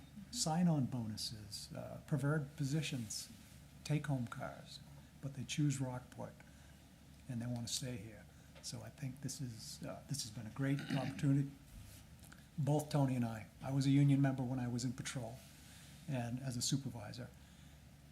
We respect the negotiations and a contract, but these are times that you can't take those chances, and you can't blame them with some of the offers that I've seen that they have passed up. No, when we see these numbers, Yeah. we can't be at the So bottom of I it. could go on and on and on, but we have to be proactive. Yeah. We have to take into considerations that we need to do adjustments. I think going down the road, you'll never see police contracts that don't have at least an opener each year for wages, because it's changing that much. Well, and to your point, the job's getting harder. Yeah, it And the is. fact that someone is willing to do this job for what it Yeah. pays speaks a lot. So I think that it's in our best interest to. And we appreciate the board Improve it. taking this matter into consideration and being very serious about it, because I think you all know that what we could be in, the loss of 2 officers to a 5-man department would Yeah. put us to filling most of our positions with overtime. And you know how fast that racks up, just look at last year's budget. Well, and we appreciate the heads up that Yep. this is what is needed to keep our And you good don't get this officers. chance very often, so I'll give you the mic if you've got anything you want to add. Go, Tony. So it's been quite a task, just crunching the numbers together, and I don't want it to sound outrageous, but just doing just a simple comparison of what I put together. I mean, I threw a suggestion on there, and it was great just working with the town manager, and chief on a good resolution, and I think we've effectively come to that. In terms of the contract, like it's already been mentioned, I hate going outside the contract because we signed it with the full intention of remaining within that contract. But given what we're dealing with surrounding agencies, we're kind of in a bind, and like Chief already stated, just 1 person, 2 people down, and it's gonna be a struggle, so. And there's no negative ramifications from a union perspective, right? Like, they don't ding us or say you've No. come outside of your contract or. Their union manager's not gonna call and say, no, we don't want the money. All right. Don't give us more money, please. Yeah, all right, perfect. He's a retired state police Okay, officer. so- there we go. Great. And I would just add in terms of the budget side of this, we've gone 2 months where we haven't filled that 1 position, so that 6th position. So that provides us the room we need budget-wise to take care of this. The other thing I would just say is, until we do fill that extra position, overtime is still gonna be an issue. And as we talked through the budget process last year, we had hoped that our new officer would be going to the academy this fall. That didn't work out. But overtime, unfortunately, still is occurring more frequently than Chief or I would like, So John, but it's a that- necessity. Yeah, overtime's still going to cost us, but Noah's about ready to go out on his own Right. in a few more weeks, as soon as he's released by field training. So that will put him in a shift where we're not filling that with overtime. So that'll decrease it for a while.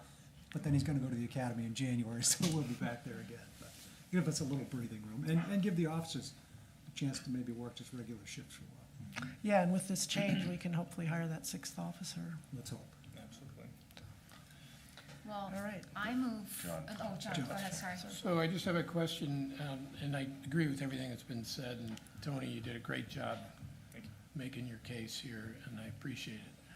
I'm a little unclear about the Maine State retirement change. Can somebody give me a sense of what the net, ballpark, what the net impact is of making a change there on the budget? You have that. I think I saw it somewhere, I think John. it but goes from This document's 50 to 63 pages long. so- 66? Yeah, so it's a, let's see, What does it basically mean? Are we, well, trying to explain Maine PERS is like Well, trying to. I mean, the 50% or It's Yeah. Short version. 60%, so let's see, it's a 25-year, when you put your 25 years in, you get 66% of your average, your last 3 wages, so it's a fixed benefit plan as opposed to a fixed contribution plan. So you're receiving your average wage of the last 3 years, so that's 66% of that. But you fully are able to retire in 25. Is that right? Yeah. So what's happened is most agencies have moved to that plan. Some are still at the 50%. So Camden and Rockport being the two on the older plan, the 50% plan. The challenge is that once you're in the older plan, you can't move to the new plan. We have a number of officers who've been in the older plan, and that's not as easy to. It's not portable in that same way. That's why I'm still employed. So it's, in terms of the budget impact. So it only applies to new officers coming in? Is that Well, what it applies to all officers, but it's prorated based upon how much you're into each system, right? It's sort of boy. If this passes in Where's Camden. Megan when we need her? If this passes in Camden, it'll be the 3rd time my retirement has changed. But I will age out and have 25 years of service with Maine Right. State Retirement. So I will revert back to my original, which is 50% of my highest 3, 2% for every year after 30. There is a myriad of ways that it's calculated. But this one is 25 years, no age, 2/3 of your highest 3 years, I believe it is. Yeah. It's not, the best I can describe as Maine PERS is really not, it's not a program set up for me to explain it in a quick soundbite. The rates of percentage of how much is paid vary depending upon the plan. So the budget impact, for example, varies based upon which plan you're in. What percentage the employee pays varies based upon the plan. So it's almost a case by case. It'll be flat once we're in that plan. That's the percentages we'll pay. So much of their wage will be employer based. So much will be employee based. But at the end, that 25 years, once that 25 years is in, whether you're 62 or you're 52, well, I guess, I don't know if that could work, 55, let's say, you could have your time in. But Yeah. 3 of the other agencies in the area are using that. so You're seeing it's most like- police departments and fire departments. fire are going department. to it. Right, and if we're That's the- switching over, so we just. And these need are to- special plans for fire and police. Yeah, So and what will happen is, to talk about that, so there's a little bit of a different effort on that, and what's gonna have to happen is, there will be a special town meeting, you'll have to call a special town meeting and the legislative body, being the special town meeting in Rockport, will have to adopt that change to the plan. So that is that's something that even the board doesn't have the authority to do. You have to have your legislative body take care of that.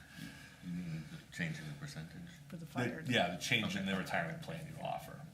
So, what we've discussed is having one plan for fire and police. Because if you have varied plans, it gets even more complicated, but, one plan and do it all at once. So, that will be, So this particular motion is just for the pay increase, not for the change in the plan? Or, the change in plan, it says by, December 31. okay, Or, excuse me, December 1. So the idea being enough time to get the paperwork done and have the board able to We schedule do a the special town meeting. okay, gotcha.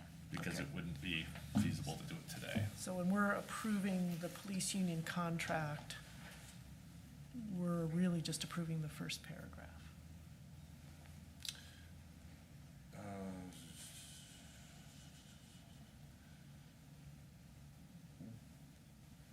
Well, you're Okay. agreeing that you will offer that plan, but you have But to we don't have the authority to do that, single-handedly. right, so we can approve it tonight, but we Right. still need a We still town need- meeting to okay. finish Right. that up. Right. Okay. Okay. All right, do we have a motion? Anything, any Any other other? questions? Okay. Okay, Do you have a then motion? I move to approve the police union contract amendment as presented. So is it, you want to second Second it, it, Michael? Michael? I'll Okay, second it. discussion. I just have Oh. a discussion point. So when you say you're approving the contract changes, are we saying we're going to approve the change on the state retirement? We are, but But we can't really approve it, so we're really just saying Well- that we will recommend to the voters that it get changed.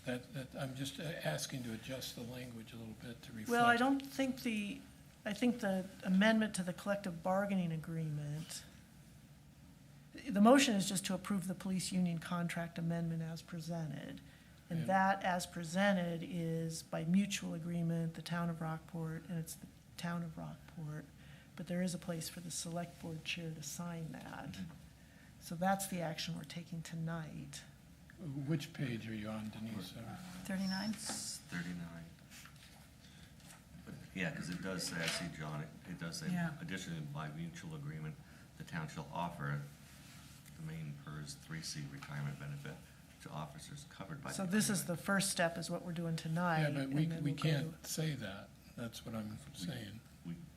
Yeah, that's a good question. We're not Can we say- authorized. Can we say we're offering it by December 1st? Or does that have to be reworded slightly? I'm not the, Yeah. I'm not the I- town lawyer on Right. this Technical stuff, so. question, because if the Well, town to my needs way to of vote looking on at it, this is binding us even if the voters didn't support it. So Well, but we can't take action that we don't have authority to take. that's what I'm saying. So I'm, So we're not So are gonna. we only taking action on the wage increase and recommending yeah, that's where, Yeah. that the retirement plan be presented to the voters? Could you put if approved by the voters? We could add that. Yeah, Okay, additionally, yeah. if approved by the voters, we could do that. Because we're supportive of it, absolutely. Yes. Did this language, did we draft this, or did? Yeah, we Yeah. drafted it. Okay, Yeah. so it's not from. No, but I think the intent is that these two items are tied, Right. right? Right. And that's, that's, through our conversations, these two items are linked, so I think if you can say that whether it's a recommendation or it's if approved, that it shall be offered. Yeah. Then it at least allows that connection Yeah, to remain. I would just put additionally if approved by, because if you're saying the voters have to approve it, then we couldn't offer it unless they approved it, Right. so. And we would want the union to understand that Yeah. that's We're both in agreement. Yeah, Okay, yeah. perfect. if approved by voters, By the so just leave voters. it at that. Yep, I think so. So then I'll redo the motion to Okay. approve the police union contract amendment as amended. Got it. Okay, do we have a second for that? second. Okay, any discussion? All those in favor? Okay, Thank you. Thank you. no, Thank you. Do you Thank need you. to Yes. sign? Or do you want to yes, sign come off on it? over. Or does he have Should to sign when you reword that, or he sign, I wrote it in, but. Yeah, you could rewrite, yeah, that's fine. handwritten? If you need his signature afterwards, he's available. He's at some point. available. And maybe borrow Yeah, the did next- you- Why don't you go ahead and sign it, Tom? Oh, wait, maybe I have an official copy in here. Oh, you do? I don't know if it's any different than this one that I just signed, yeah. No, I'm sure there's Yeah, no it's difference. not stuck in your packet. I don't know, I've taken up your time. Here, Page did you 39. see it? Did I go right by it? Okay, awesome. Wonderful, thank Thank you. I know, right? Appreciate it. Stay safe out there. Yes. Okay. Next on the agenda is act on committee bylaws for the planning board. All right. John, do a quick intro on that? Yeah, so this is, every 3 years, each board and committee under your review needs to look at their bylaws. So we'll have a number of them this year, because 3 years ago, there were a number of changes, so I suspect this is the first of many that we'll see under your nose.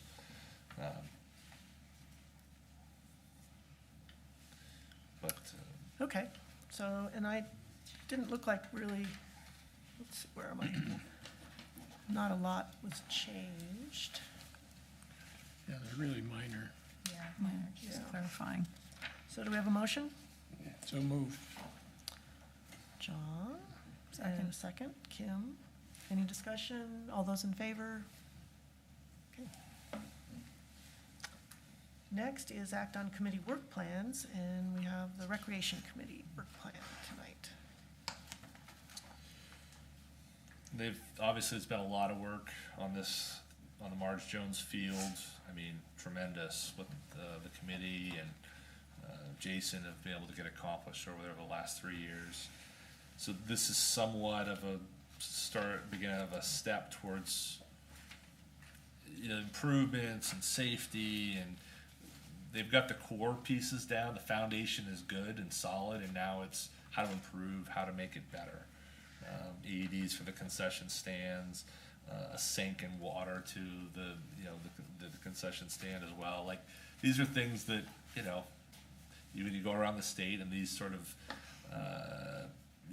areas that other communities manage, these are sort of staples. So we're beginning to get to that place, feeling pretty good about it. Yeah, that's great. Yeah. Lots of good stuff. Do we have a motion? Sure. I move to approve the Recreation Committee work plan as presented. I'll second it. Any discussion? All those in favor? And a huge thank you. Do we have anybody here from the Recreation Committee? No, couldn't Okay. make it tonight. A huge thank you to the Recreation Committee in absentia for all the work they've done. Yes, looking great over there.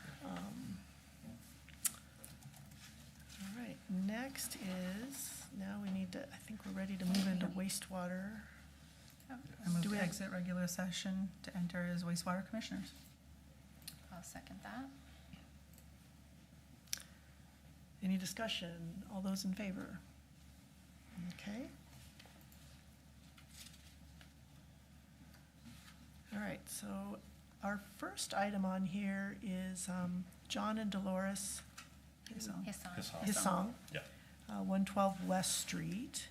And we've got some more information on that would allow us to grant this abatement. My understanding is that it's been reviewed, and the house is actually 3 bedrooms.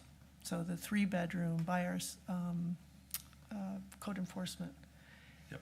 And so that's been, they now qualify as one equivalent unit under the sewer. So I think we can, do we take a vote? I guess we think should go we ahead and do. take a vote on that. Yeah. So we can Well, approve. do we need to vote on it if they're, Well, We're sort of, It's a good question. It yeah, we is. sort of wrestled with that, and we thought, well, Right. let's just keep the record really clean, that it's because the review was prompted by their by their appeal. application, Yeah. or by their appeal, right? Right. So, Yeah, and you need an application, and I think that I'm trying to build out a process here where there's an application, there's a response from staff, and then the board has a chance to weigh that out, and then the board makes that decision, or the commissioners, I should say, makes that decision. So I think I would urge you to, so the decision we're making is to just, approve them as one equivalent unit because they're Yeah. 3 bedrooms. yeah, Yeah. that they've been adjusted as an equivalent to Yeah. what they were before. what they were before, it had been changed to reflect the 4-bedroom nature. Right. and So we're what- not really giving them an abatement, we're just approving the. Well, yes, other than the new bills have that new EU attached, so So we have it's- to undo that for them. Yeah, somewhat unlike a property abatement where, you know, you have an applicant and you. Yeah, but it's not technically an abatement, it's a reclassification of the, Other than the EU does come with the debt service charge that comes with the EU. So that it's either one or two doubling or it's a halving. 3-bedroom house, right? Yeah, Right, right, but we had it as 4, so that's why it goes from 2 to 1, which halves Yeah. the debt service. Yeah, and they had an inspection, I mean, the So- property card lists it as a 4-bedroom house, and that's why they were determined to be a 2 equivalent unit. When the code enforcement officer went out to review the house, the property card Right, has it incorrectly listed as 4 so it bedrooms. was a clerical error, really. so effectively, if that stage had happened a few weeks back, they wouldn't have needed to file an appeal. If it was Or abatement. before, if they was If before it they was had known. before Yeah, the yeah. equivalent user So designations they're in had been made. compliance now. for one. Everything's good. Yeah, Great. I don't think there's any harm in taking them out. So I think taking the move vote to is good. approve the sewer abatement from John and Dolores Hisson at 112 West Street, which will return them to a user 1 with a 3-bedroom, One equivalent unit, yeah. one It's equivalent. not unit. really an abatement, that's, You got a point there. Well, it's an appeal application, Yeah. so Well, we I'm could- approving the appeal I move to approve the appeal application from John and Dolores Hisson at 112 West Street. Okay, we'll call it an appeal application. I'll Okay, second that.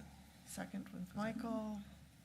I think in the record, it'll show Oh, yeah, because that we haven't, statistically it was, right, they altered. submitted it, so we Yeah. should show that we, Right. I And mean, then I that know allows it's a the weird, it's a sewer. weird scenario. that- Yeah. just so but- nobody else says like, you What happened to approved- that? you Right. You allowed a 4-bedroom What happened to abatement that, right? Right, before, so do it for me. Well, actually, we didn't.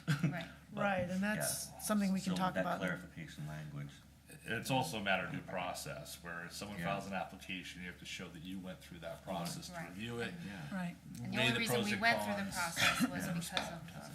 Right. That's based on new knowledge. right, so we If have a Do we have there any is no discussion? motion Contention. and a second, okay. All those in favor? Yes. Okay, great. And I meant to say something in the beginning of this, because we really haven't seen abatements like this. We had one last year for the campground. But we may see more, because there was sort of a review of our equivalent user data and Yeah. a lot of properties that changed for them. So, you know, we don't really have because we haven't had to deal with this, we haven't really talked about And were they procedures. notified by a letter? Is that how people became aware Yeah. that there had been a review and, okay? Yeah, no, and Samoset, for example, comes up next. Yeah, Right. Ryan had a chance to meet with, you know, to sort of preface that, because that was a big change from what was previously the case. So there was, but, you know, obviously a 1 to 2 is, for your average homeowner, is a pretty substantial Yeah. jump. Yeah, well, it only impacts their debt service. For debt service. right. right. Okay, so next is for Samrock. Samrock LLC, 220 Warrenton Street. Okay. You guys want to clap, Connie? Yeah. I don't want to hold you in the back too much Sorry, longer. yes. I know, we've been, Jeez. it's one of those evenings with lots of things that's taken a while. Okay, So this is, obviously, this is a scenario that's not like every other situation. The Samoset had been assessed 1 EU for what's 1 equivalent user. And through the review of sort of preparing all the documents of relating to, you know, everything that went into wastewater last spring, that audit came to light a number of different discrepancies. And so one of which, and the biggest of which far and away, was Samoset Resort. So, and Orion, maybe, I don't know if you want to jump up next to John, just because Orion had a chance to, and he prepared a memo here that describes, his read of the situation, but, Ryan had a chance to sit down and to talk about this as a preemptive matter before the letter came out, because obviously everyone sees that this is something that's a very big change from the prior relationship. So I know there was a conversation, and then obviously we've got the appeal application here. So again, talking about the due process aspect of this, this is really an opportunity for Samoset to talk about their their experience and how that works with what we have in our current ordinance. And that's really from the town's perspective and staff's perspective, obviously, is strictly reading what's in the ordinance and following the ordinance, and that's how it's applied. Now, there are certainly circumstances, and you are the wastewater commissioners, so you have the ability to make decisions exactly right. But that's, staff can only, read the ordinance and interpret it as they do, and that's why we have this process as part of that ordinance. So, Ryan, is there anything you wanted to add in terms of your end of the process and your conversations, or before we let? I just thank the both of you for meeting with me at our previous meeting. So, but John did a very good job of explaining this particular situation. So the source of deciding equivalent unit, I think the thing we want to be careful of as a board is that we sort of, if we're creating precedent, we can justify it, that it's consistent with what our regulations provide, with whatever other actions we've taken, so that we are treating everyone fairly under our system.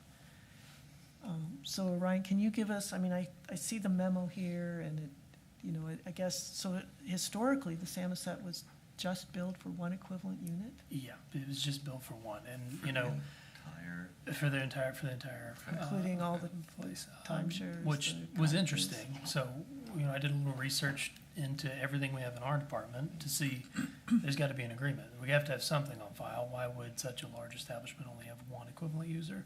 Mm-hmm. I couldn't find anything, so, and I don't know if y'all found anything as of late, but I don't know any I don't have any reason as to why that was established at one equivalent user. So, looking at our ordinance and what it's supposed to be, it was a eye-opening item.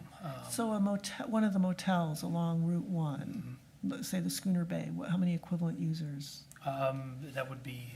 Would it be however based on how many bedrooms. hotel rooms? Yeah, however many rooms that they would have. Okay, So, okay. So is this the only I have a hotel question. motel that was found with lacking? no, Okay. so there were, just to speak broadly of the whole project, there were 150 parcels that were not correctly assessed the equivalent user. They're the largest, but there are others that are adjusted, 10 or 20 or so. So there are others that are large as well, but not to their magnitude. Because my question, in the letter or summary, talks about how many timeshare units there are.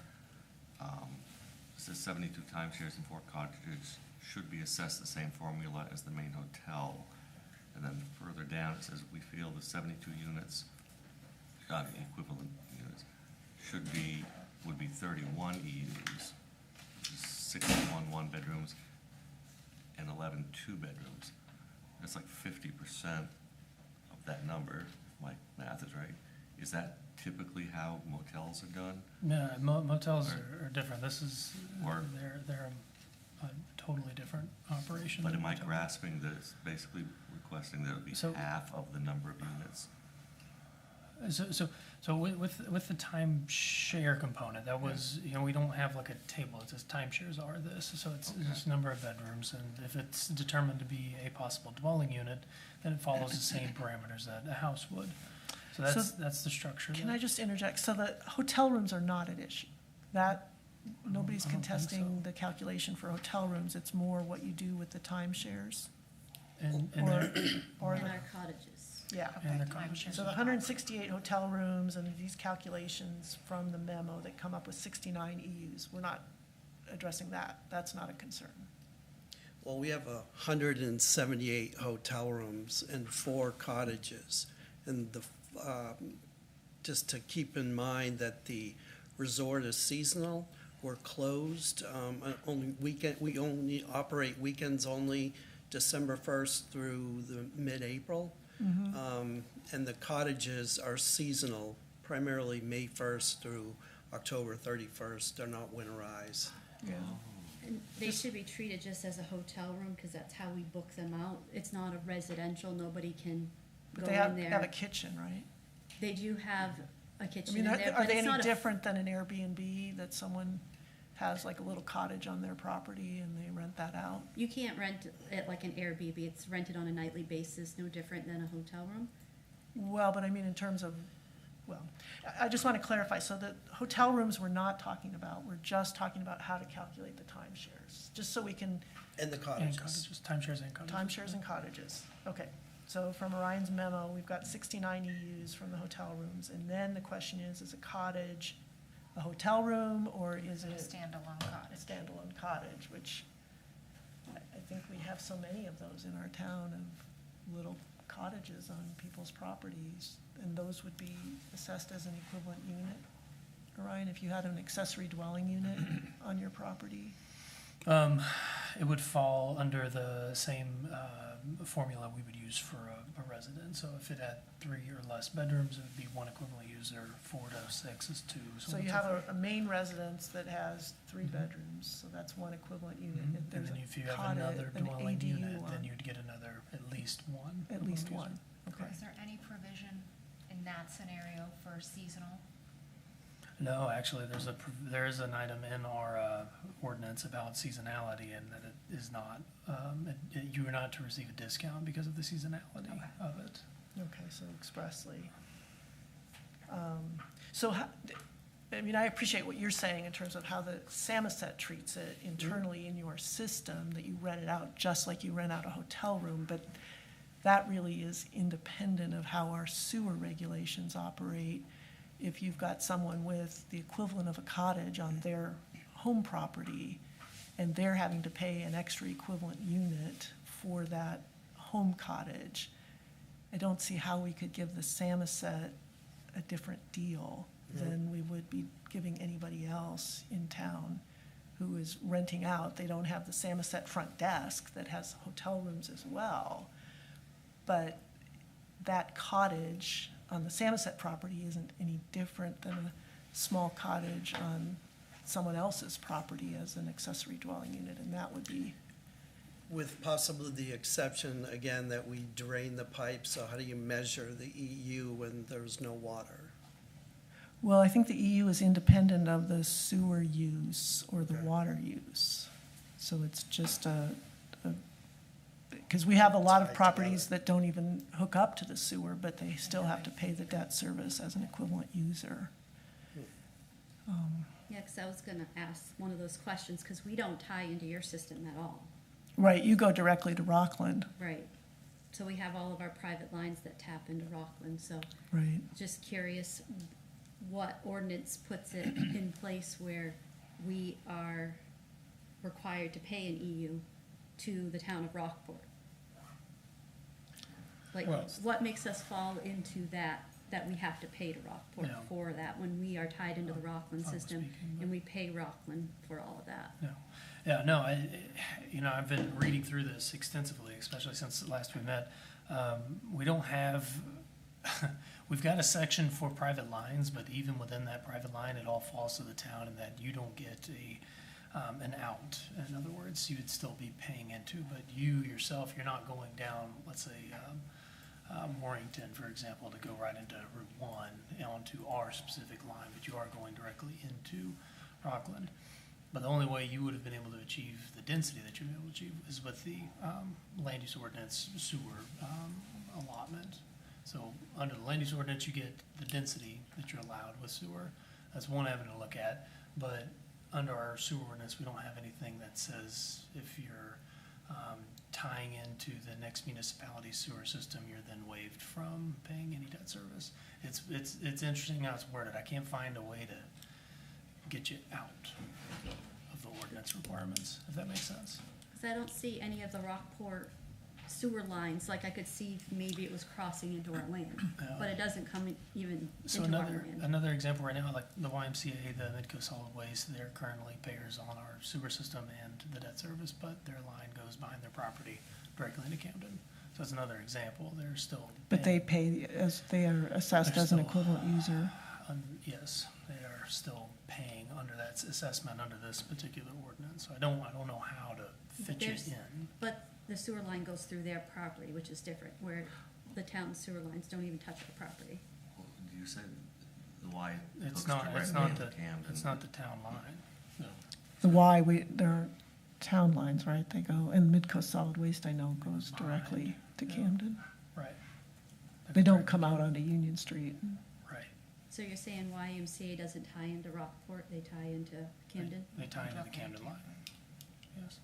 So it's a similar situation. It's a similar situation, but not, exactly the same situation. And what's their, I mean, I know they're different, obviously, but I don't know off the top of my You head. don't know their equivalent They're user. another larger user. And I know they're doing everything they can to keep their water usage down, to keep their sewer bill down. I don't know if this throws a monkey wrench in, but what's the hotel, country, whatever, near Hannaford? Yep, There you go. they got the same situation, and that's another, just by looking at the map, that's another one that just goes kind of directly in. They go directly into Camden and get billed by Camden? No. No, they're part of our system. We have a pump station, in fact. Oh, If you- okay, okay, so it's not the same. One thing I just wanted to add, just a quote from the sewer ordinance here, so this is maybe somewhat answering your question.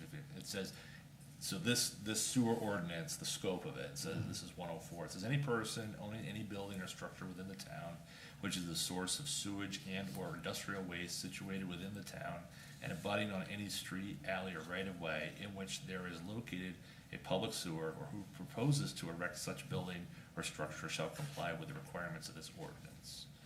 So it doesn't sort of identify the specifics of, the circumstance of it going, but it does talk about a public sewer and the fact that it's within the town of Rockport. So the ordinance is meant to cover those circumstances of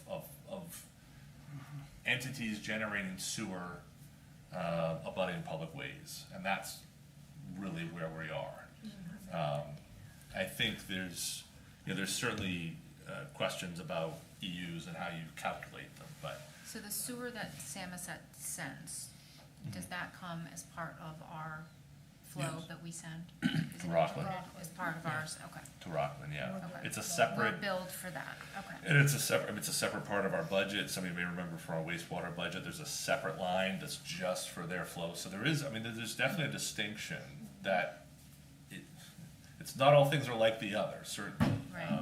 But in terms of that the ordinance covers what we're talking about here, and it covers the Samoset, I think that doesn't, what it says to me seems to apply. And the Samoset pays sewer rates the same as every other Rockport resident Yes. for the quantity. Rockland. Rockland. To Rockland. Well, Rockland's. the treatment portion, but there's the portion of the Rockport collection system. I mean, the $20 that we just approved, does the Samoset pay Yes. the Rockport entire sewer rate, not just the cost to get it treated in Rockland, right?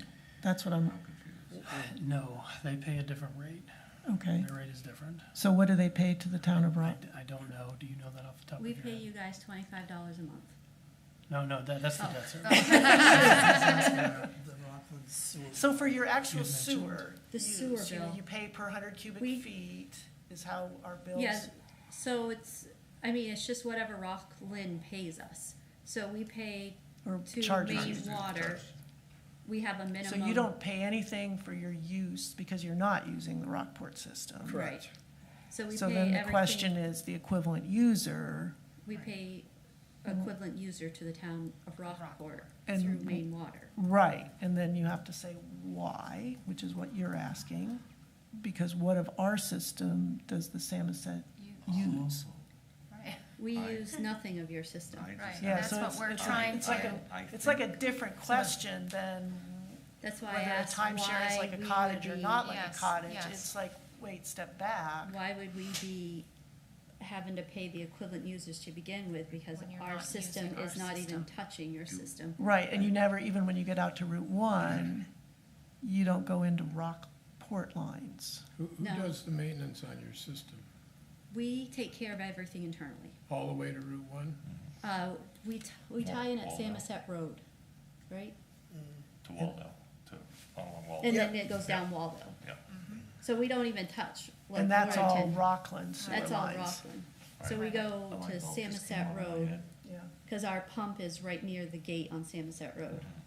That pumps into their system. I think we need to reevaluate, but on this other question, which I is, agree. why are we charging you? I mean, I don't mind $25 a Why month, do we but. charge you anything? And I never questioned it, 'cause I'm And like, I it's think that's why $25 Orion more. was saying, isn't there an agreement somewhere? Because when the Samoset and Rockport worked Yeah. out this arrangement, Is there a possibility that because there's totally into Rockland, but their property is in Rockport, that somehow setting up the whole system, they're like, well, we gotta give them at least least one one equivalent equivalent user. user, so Yeah. they're on the records, but they're not being, because they're paying for all their stuff to another place, and none of it's tied now, so maybe just, might have just been. And part of our I think we have to look we're on into the this. town line, so half That's our true. property's on Rockland, half is on Right. Rockport. That's true. right? I wonder if it's just so. So you I get think- half of an equivalent user. Just kidding. What you meant to say was 18 acres are in Rockland, and the rest are Rockport. Well, we love having the Samoset and Rockport, 230 so total. we're proud of that. Right. But I think maybe we need to give this some more thought. Yeah. Well, but the equivalent user is, again, only impacting your share of the debt service. Right. So it's not affecting your But that is, rate. but the reason it's impacting your debt service is because You there's are some using- infrastructure that is You are using benefiting your- your That property. we're Could use. benefiting from, which Right, we're not. I get that, but, you know, those of us who are on the sewer system in other parts of Rockport, you know, we're paying the debt service for a sewer repair up in another part of town that we don't Sure. use. So when you're part of the system, you're part of the system, and that's just, Well, but that's why I'm They're not. interested in the rate, And the we're fact not. that they don't pay They're not any part of the portion. system. Yeah. We're not part of the Rockport system. Right. Yeah, we pay a minimum fee to the town of Rockland, no matter, we have like 883,000 gallons a month, and that's our minimum fee, and then we pay an additional fee if we go above it, but we always pay The minimum. that minimum. So even if we use 500, we flow 500,000 gallons into their system, we have to pay as if we flowed 883,000 gallons into their system. In the winter as well. when you- Yeah, it doesn't matter what time of year, we have a minimum fee we have to pay them, which actually just went up. We just got a 6% increase on that minimum fee, so.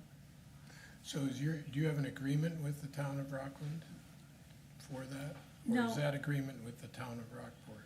We don't have, I don't know of any agreement out there. We'd have to look into it more, get our legal team involved, but I'm not aware. Yeah, they just tell us what the rates are, just like they were, you know, residential. You don't have an agreement with, if you're on city water or sewer, you just get paid the bill. And it's all through main So the water. agreement then All must through be, main water. Yeah, so she just says your flow is this, and then anything above that, then we pay the additional gallons at the going rate. And Rockland must charge all of its users somehow for infrastructure built in, Do you pay an or additional debt service, fee whatever you call it. to Ro- Rockland, or? Rockland, yeah, I We pay think them Rockland based is off across all our flow into taxpayers. their system. oh, So we have an on-site meter that tells us how much flow Okay. we're pumping in. Do you have, I know Bill wants to say something. Yeah, so I just wanna, so I think under, Did you want to go up one? no, could you, I just plugged in, could you do that? Yeah. So there are ways to work outside of the ordinance that are built into it. So Okay. I just wanna open up. Helpful. Yeah, help us with And I don't this. know if there's an answer tonight, but there's a way to get there. Yeah, that's what I'm Sorry, thinking. We did I need to look at this a unplug? little more. Oh, do I need that too? Oh, how about that? Come on now. That's when you call tech support and say, so- are you plugged in? So we have, we are, no, this is unbelievable. So basically, if there's such a place that the board and the wastewater commissioners say, this is something that's outside the norm, right? And I think you've all talked about what those ideas are. Section 205 calls for, is an item called special sewer use charge. I mean, you couldn't make up that name if you tried, but anyway. It says a special sewer use charge shall be assigned to any user, commercial establishment, industrial firm, or organization, who by virtue of the volume, strength, or unusual characteristics of their waste alone would overload or upset the capacity or efficiency of wastewater treatment facilities or any part thereof, or if such waste enter public sewer. I'm gonna go on. I'm just gonna skip that part. The commissioners, after appropriate study and advice from the town's consulting engineer, shall assign a special sewer use charge to the commercial establishment, industrial firm, or organization by separate agreement with the user. The applicable portions of this section, as well as the equitable rights of the public, shall be the basis for such an arrangement. So it's somewhat trying to balance with, John's point of, you're in the system, you're on the system, you're in Rockport, but you're not in Rockport. There's a third way here, I guess, that potentially could be, that bell could be rung that sort of accounts for the fact that there's a unique circumstance here that, should account for some, but maybe not all of what's strictly listed in the ordinance. Because, as I said, I think that it's pretty clear that this is a property in Rockport that abuts a public way. That part falls within. And then we start talking about this far into the details of it, and then it sort of goes 100 different ways. So that's an avenue that the board could take. It's just, it should be so specialized, and, you need to involve engineers, and you need to make sure that it's And we do have other specific. private sewer lines Right. in town, so Right. I guess we have to be careful that we're not Right. creating a precedent, Yep. an unintended precedent Yep. by, Did Bill want to say I was something? just Yeah. gonna say, talk to Megan. Can you grab a mic? yeah, come and Oh, grab a mic, just so the people watching, Yeah. our audience at home. Hi, Bill Bowe, now I'm the wharf guy. So when we did the economic modeling for the wharf, it was, the model reflects the charge, but then it's 100% credited back. In other words, it's just an in-out kind of thing. They For don't. the Rockland For treatment the of Rockland, Samoset's for the waste. Samoset. So it's there, but there's no, we don't bill them our rate. But Megan accounts for it. So she's aware of it, so I would suggest talk to her about that, and that's for the Another piece per of- gallon stuff. Right, The question that comes up also then is, if the debt service, how much of Rockport debt went to construct their system? It could be zero. That may be what it is, and it may not, but that's a question that needs to be asked, because that's, whether or not Rockport debt yeah, paid for any of that infrastructure. And I would go to Megan, she's got that right up here. yeah, Yeah, okay. yeah, I agree. I think we need to revisit. I think that's great, Bill. That's a great suggestion of where to start, because at the end of the day, it is, what's the debt that we Yeah, use no, that and we pay? we definitely met with Megan to see what all she also had. And there isn't anything debt-wise related, and she didn't understand the one equivalent user either, so. I mean, it's a conundrum, don't know how And to this handle notion of a it. private sewer, that it's a private sewer system. Completely agree. I just don't, in our current ordinance, we don't have the wording to support Right, agree. Right, we're that with by my 205 office, here. is what I'm that- saying. yeah. Right, So- right, So- agree.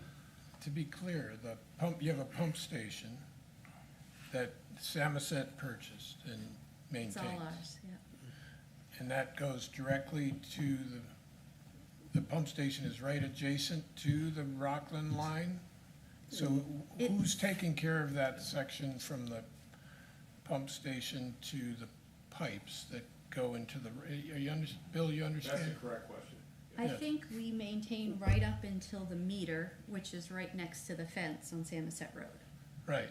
I think there's only, what, 20, So if 25 something feet? is needed in that pipe from your station to Rockland, whose liability, where is the liability for that, I guess? It would be us. We've already had to do that. We had to Yeah. replace the pump station and the pipes that fed Rockland City sewer. So our pump station, I don't know if you've. And you covered 100% of that? Correct, yeah. Okay. So if you go into the Samoset Resort, you know, on the left-hand side is the driving range. The pump station is right next to the driving range, and it pumps straight out to Samoset Road. And we had, you know, issues with that, and we 100% pay for any of that. Okay, that's very helpful, thanks. Yeah, I think this we'll- feels like an outlier to me. Yeah, I think we need to sort of not make a decision tonight, but Sounds I think we've got some more information and some sort of, And then, of course, if we move forward where we have to pay the equivalent users, then of course, I would like us to revisit how that formula is, so we can all Absolutely. match the hotel Absolutely. formulas. Yeah, the Absolutely. application. Especially with the timeshares, because those are equivalent of like a hotel room.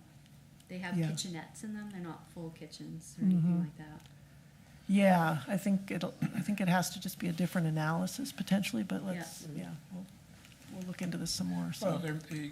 conceivably, again, this is way out there in what-if scenarios, but if we ever did something different with our wastewater, we may find that we can handle the wastewater from Samoset in a different system, maybe at a Rockport plant.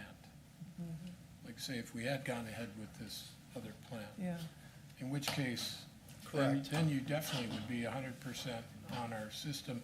And you'd be saving money because we'd presumably be doing it for less than what Rockland was gonna charge you.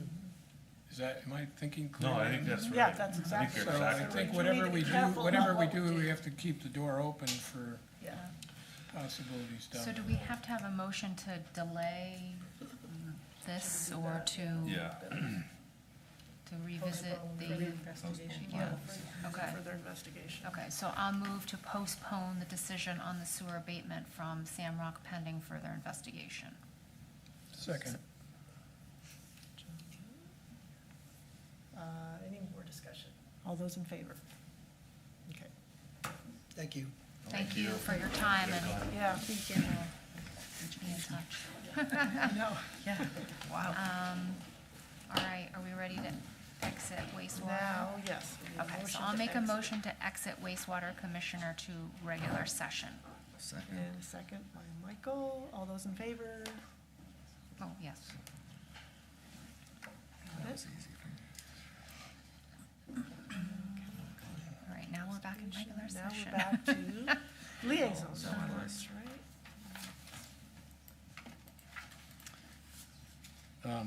I can go if you want. Okay. Liaison, planning board, not a lot of activity there at the moment.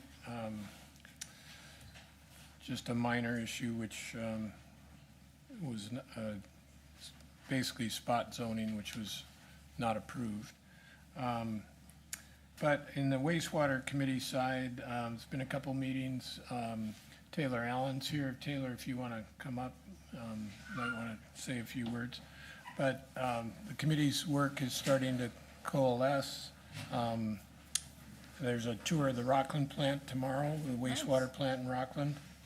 So they've agreed to host us and answer questions. The town of Camden is doing an open house, but I haven't seen a date yet. But it sounded like it would be sometime in the next couple weeks At their plant. at their plant. So we were just going to, Show up. show up. It's an open house, Yeah. Ask a few questions. Ask a few pointed questions, yeah. Just bring the donuts or something. There you go. Yeah, we'll bring donuts.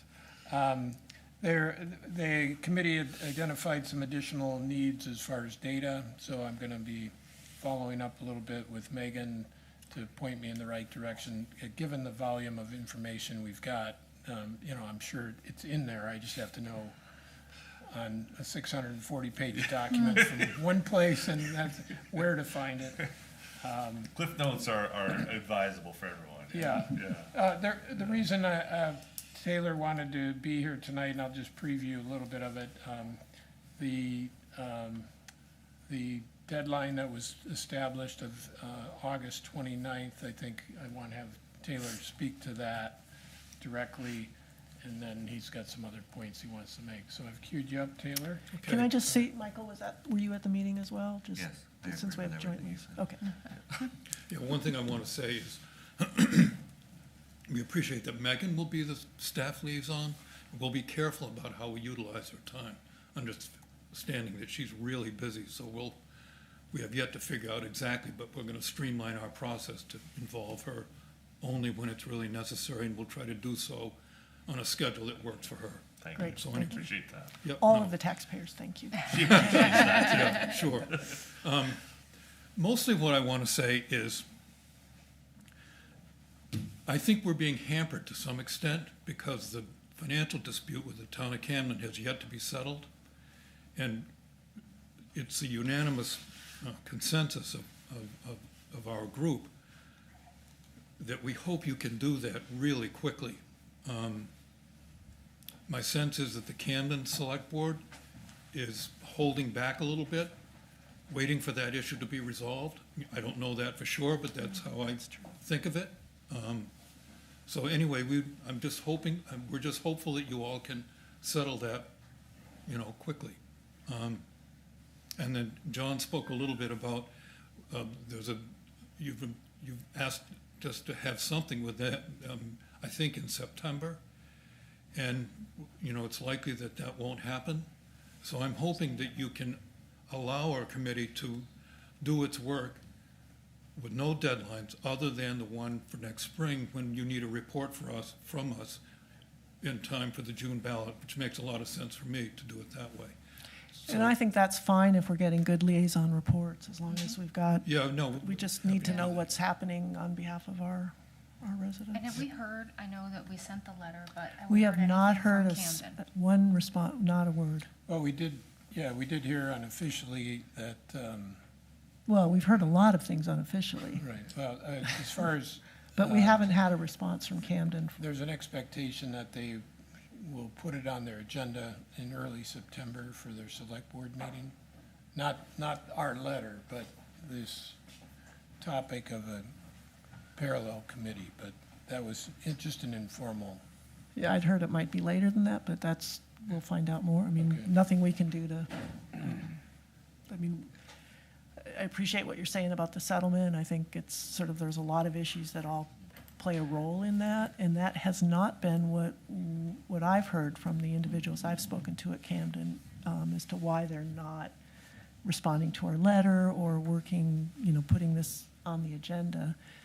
This so far has not been a priority for the Camden Select Board, and that they have a lot of issues to work on. And I fully appreciate all that. I'm just wondering, seeing a wider perspective now, if there's another step we might be able to do to encourage Camden to visit this with us. And what, do you have a recommendation? Well, for I that? don't know Oh, okay.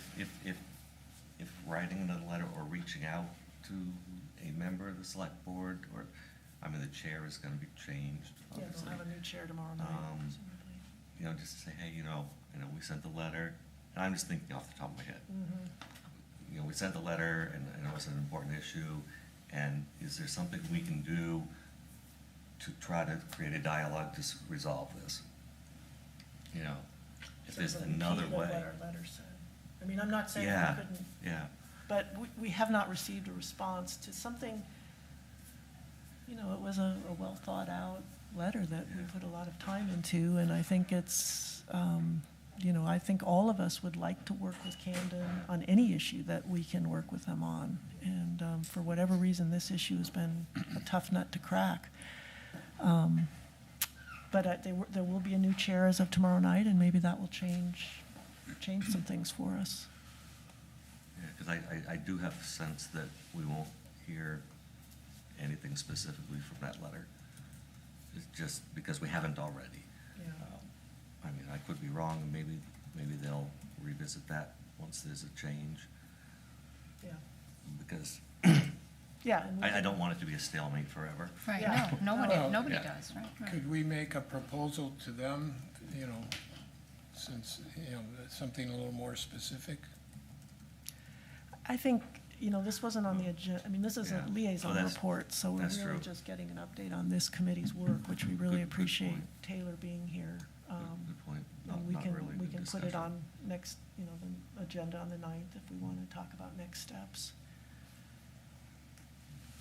Can I ask where you all are with I settling think the it's, financial? I think it's not appropriate, Taylor. We appreciate you being here. We appreciate hearing about this, but it's not, at this point, this is not an action item or an agenda item. We're just getting liaison reports. And it would be unusual in Okay. this circumstance to have someone even from the committee talking to us, which we always want information and we appreciate you being here. But I think I'm sorry, I misunderstood. we'll I didn't postpone it understand till that. our September 9th meeting. We can put that on the agenda that we can talk more about Okay. that. All right, And maybe there can be other discussions one-on-one in the meantime. okay, Okay. thank you. Thanks, Taylor. Thanks. Any other liaison reports? Yeah. And then Harbor Committee, I wasn't able to go to the meeting, but I did catch up with Abby after a few phone calls because she's been under the weather. They're still going through their work plan, assessing where they are. She said they do have their harbor rules all done. The one thing that's important to them right now is, I guess, the current ordinance on the pier height is very restrictive, given the storm levels and repairing after storms. So Sam is going to present to the Ordinance Review Committee to get the language to adjust to allow for rebuilding for pier height. So that's where they're at right now. Any other liaison reports? Do we have a motion to adjourn? So moved. Second. Great. All those in favor? Aye. Okay. Aye, aye. Thank you. Oops. Are we off camera?